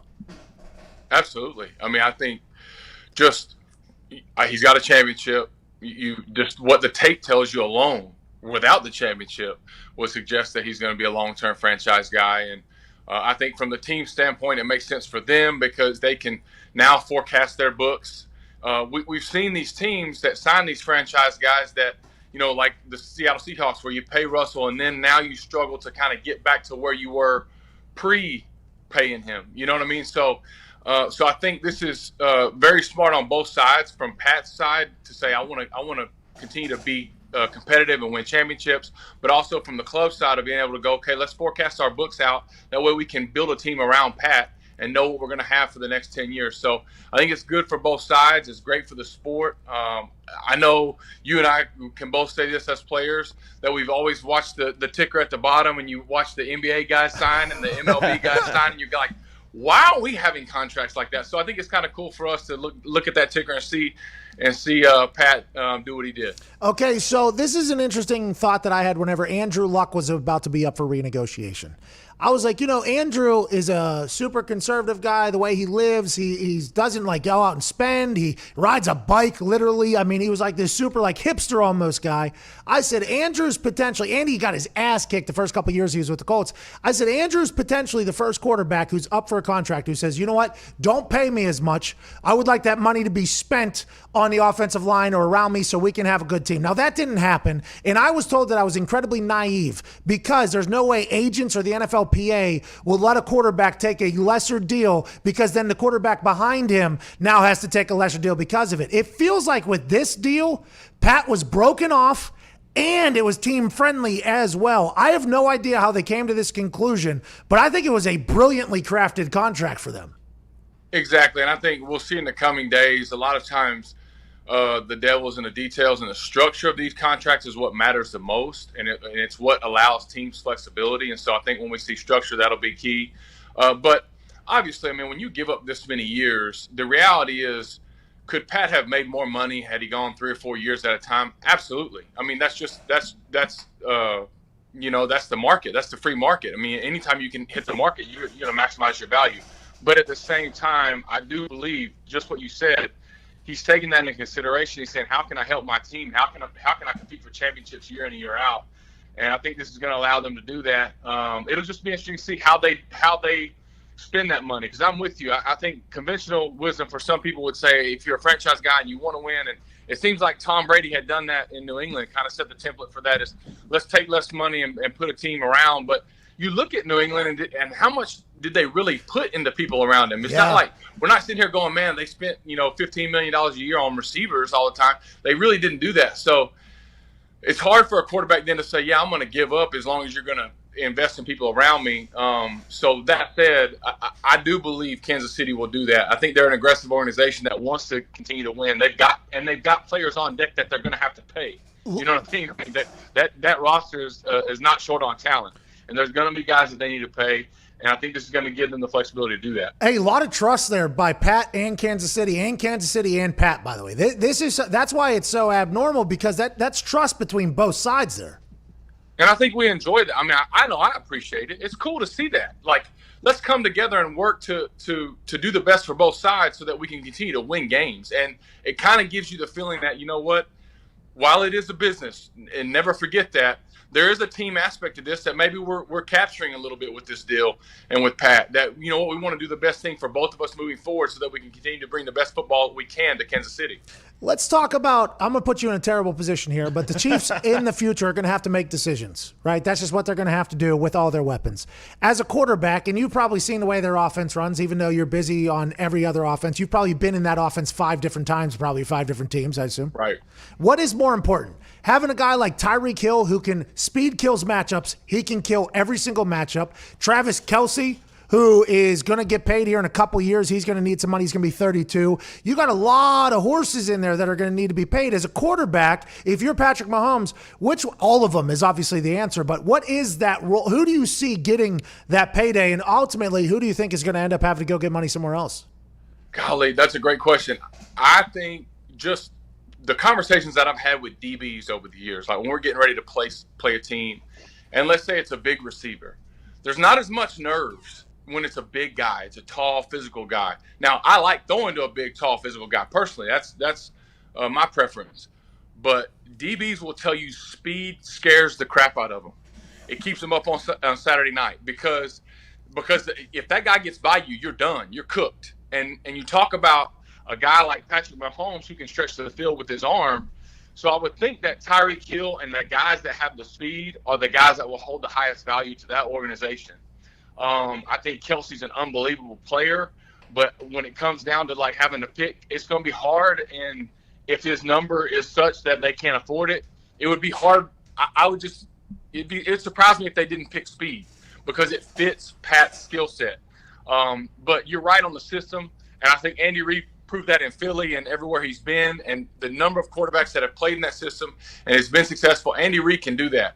And now he's got an uber talented guy that can exist in that system and highlight everything about it. So I think speed is the key for them. And so I think as you see them moving forward, they will latch on to that and continue to draft speed and continue to re-sign speed. And so Tyreek Hill and those guys would be my focus. And how about Andy Reid, by the way? I put out a tweet yesterday, like, good for Andy Reid, man. Just good. For so long, Andy Reid couldn't win the big one, right? That was the thing. Yeah. Andy Reid, good coach, loved by everybody, has a great collection of Air Force Ones, loves burgers, loves the guy. Everybody loves a great mustache, but just can't win the big one. Now, he made a very aggressive decision. He said, no more Alex Smith, who almost had an MVP year. I'm going to go with this young kid who only played one game against the Denver Broncos, and we saw him in practice just light everything up. This is what we're going to do going forward. Now he has a guy until whenever he wants to retire. And the thought is, if Andy Reid and Veach are both gone by the time this contract expires, is that something that he should even think about at this point, or just say, hey, we'll figure that out if we get to that point down the road?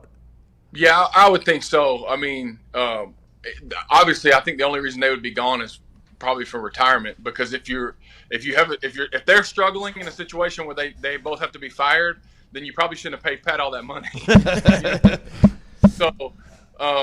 So I think they'll be there forever. I think Andy Reid, for me, other than Bill Belichick, is probably the best coach we've had in the last 20 years in the National Football League, especially from an offensive standpoint. And for me, having spent the time I did in Philly and just listening to the stories of the type of person he is and how he conducted himself within the organization, I'm with you. It's a kudos to him. I'm super happy that he finally got a championship.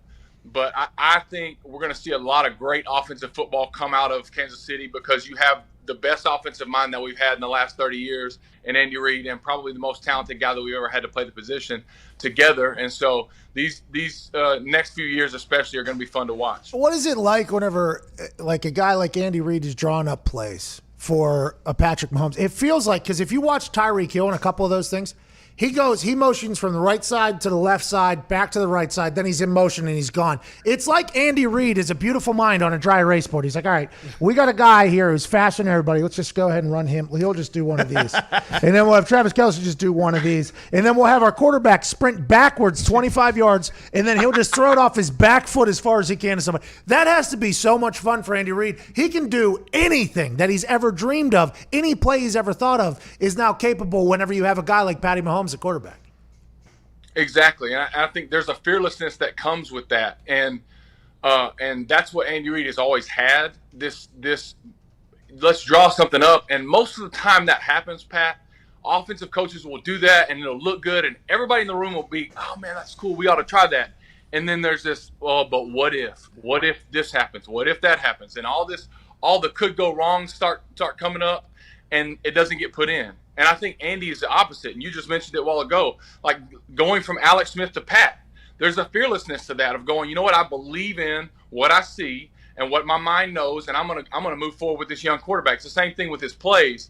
He draws these things up and he goes, man, maybe nobody's done that before, but I believe in what I know I can do. I believe in the players that I see, and we're gonna go do it. And we've seen this over and over again. It's the most fun tape to turn on. Is the Kansas City tape, and to watch what they're doing and to watch how they're stretching the field with the talent that they have. There's a lot of coaches that say, we're not leaving any bullets in the chamber, and then they come back with a fully loaded gun because whenever push comes to shove, they don't pull the trigger. That is a very different operation whenever it comes with Andy Reid, it seems like. Any trick play, they're going to pull it. They're going to do it. They're going to do whatever they got to do. It's great for the NFL, too, by the way, that these two are paired for at least another, however long Andy Reid wants to coach for, at least another 10 years. Great for the NFL, great for the spectators. And a lot of people are saying there's a chance that they potentially need a veteran quarterback to be a backup there. That is potentially what some people are thinking. And I know that there's this guy, he kind of looks like the Incredibles or like the All-American Dad guy, and he's real handsome. He's currently a free agent. What do you have going on, Josh? Are you going to try to get back in this thing, or are you just going to take it one day at a time here? No, I'm just one day at a time, man. Coach up the high school, and just shoot. At this point, we're all kind of waiting and seeing.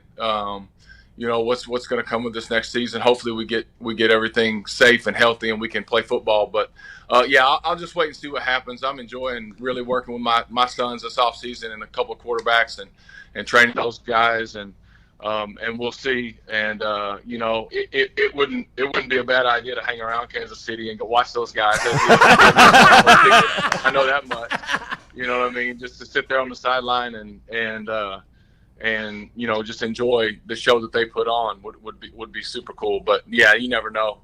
But right now I'm just gonna hang tight and see what happens. Josh, is there anyone more happy than the backup quarterbacks not having preseason games this year and not having to be behind a line of guys that probably aren't going to make the team? Oh, I'm telling you, like, it's funny when you talk about guys like myself that have kind of been career backups or whatever, and getting into the preseason and just knowing that, especially if you have like maybe a young draft pick behind you or whatever, and they're evaluating you. You feel pretty good about your roster spot, but they're still evaluating you, and you know that the evaluation is dependent upon the guys around you as well. And so you have to you're in the huddle kind of babysitting these dudes and telling everybody what to run, and you got this and you got that, and then you're hoping like after you've told them what to do that they can actually physically execute that. So there's a stress level that comes to the preseason for veteran backups for sure. And so, yeah, if there's no preseason, I think that makes a lot of dudes sleep easy. I said whenever the conversation came up about the NFLPA voting on preseason, I said, I'll tell you what, I bet you there's 100% no sir on that one if it was to ever be held by players. And I think that would go back maybe 50 years if players were like, hey, do you want to play any of these games that mean nothing that you get paid next to nothing for and potentially die in? No. Okay, good. Let's just move forward. That is that's what it is. I mean, it's the worst. Like a few years ago, we're in Cleveland, and they're like, "Hey," and I think it was the year. I don't know which year it was. Maybe RG3 was going to be the starter, and they were like, "Hey, we're going to play you guys in the 4th preseason game."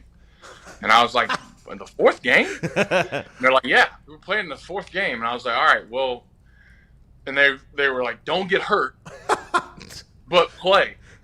And I'm like, "You can't do that. Like, this football. Like, to walk out there and go, hey, don't get hurt, but play really good football doesn't work." So it's like as a quarterback, your shot clock is like you're just catching the ball like, oh, throw it away. Just catch it, throw it away. I'm like, all right, well, I didn't get hurt, So it's like to get rid of those games, or there's no veteran player that enjoys playing in those games. I know they're beneficial for the young guys, and I appreciate that. And so if there's a way to kind of make that happen for the young guys where they're just playing and we can evaluate them, that would be great. But the older guys, man, it's no fun. Nobody likes that. Hey, whenever I would go out there to punt in preseason, man, because you got a guy who's probably never going to play football a day in his life ever again playing right wing, right? This guy. And he's going – it's a lot easier to block a punt than block for a punt, right? I mean, it is just two very different things. Those preseason games, that ball would get snapped to me, and as it's getting snapped to me, I would hit it. As soon as it was just get me the hell off of this field. I'd walk off the field and my coach would be like, let's hope you get it figured out by next week. I'm like, don't you worry about it. I got it figured out. Yeah, I am getting that. I got this all figured out at this point. I mean, I got flipped on HBO once. Guy made a team because of it, because he blocked a bunt for the Cincinnati Bengals. I forget his name. He made the team, though, and they showed me in slow motion flipping in the 4th preseason game. I'm like, well, there's potentially a broken leg for me. Happy that guy made the team. I'm happy for him. Have you played any hoops lately, Josh? No, I have. I mean, I've shot around with my kids a little bit. You need to dunk on those kids. I'm getting the hamstring fully recovered before I go full court. Oh yeah. But I've dunked a basketball, so we're getting there. How tall are you? We're getting there. 6'4". Damn. Big body. Just being 6'4" and handsome, 17 years in the NFL. Talk about acting? Yeah, are you going to act? Like, what are you going to do? Maybe model? What are you going to do?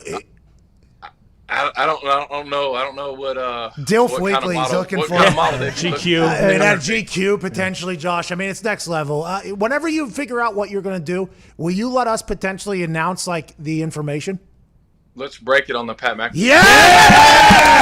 Boy, Josh! Ladies and gentlemen, the handsome model, 17-year NFL quarterback and potential backup quarterback for your team next year. Ladies and gentlemen. never know. Josh McCown. Thanks, guys. Appreciate you, Josh. Thanks for coming on, man. Take care, guys. That's the difference between Josh, you see? That's right. Josh comes on the show. Good guy. Stand-up guy. Says he'll break news on here. Good. Exactly. Big thanks to Josh McCown. Guys like him who potentially may not start the season on a roster, but I guarantee they're on a short call list of, like, say your backup and your first string starter. Do you want to know why? Get COVID. Do you want to know why? He shows up one time. So, well, if you're before your fourth year or fifth year, it's the fourth year or fifth year, I forget what vested is. You start getting vested whenever you're like in your second year, but you're fully vested like year 4, I think, which means you get pension and all that stuff. But if you're on the roster opening day, it's a guaranteed salary.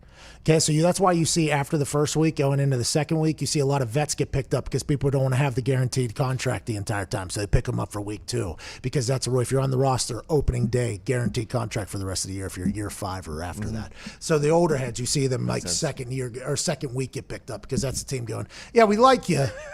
Okay, we do, but might need to move you later, and we do not want to pay for you, so we're going to cut you for a week and a half, and then we'll bring you back. So that's kind of the whole business of the whole Don't thing. love you.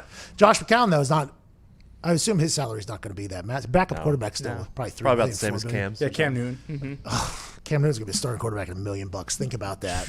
That, by the way, he saw that Patrick Mahomes deal, and he was like, okay, we got 1 year to go ahead and reprove to people that we are back, baby. Would you rather have Pat Mahomes at $45 million or Cam Newton at $1 million? Who's the surrounding cast? Yeah. The Kansas City Chiefs. Well, I'm taking Pat Mahomes. They've already won a Super Bowl. True. That's what I would like to do is win a Super Bowl again. But if you give me Cam Newton and not the Kansas City Chiefs, probably what I'm going to go with. Any other team? Yeah. Probably what I'm going to go for. If I'm the Patriots, I'm taking Cam Newton. All day. $1 million bucks, unbelievable. All right, this has been Tuesday, July 7th. No McAfee and Hawk today because AJ is on the road. We'll be back manana. Hopefully we'll have some guests, maybe not. We can't thank you enough. Massive announcement tomorrow morning. This has been the Pat McAfee Show. Cheers.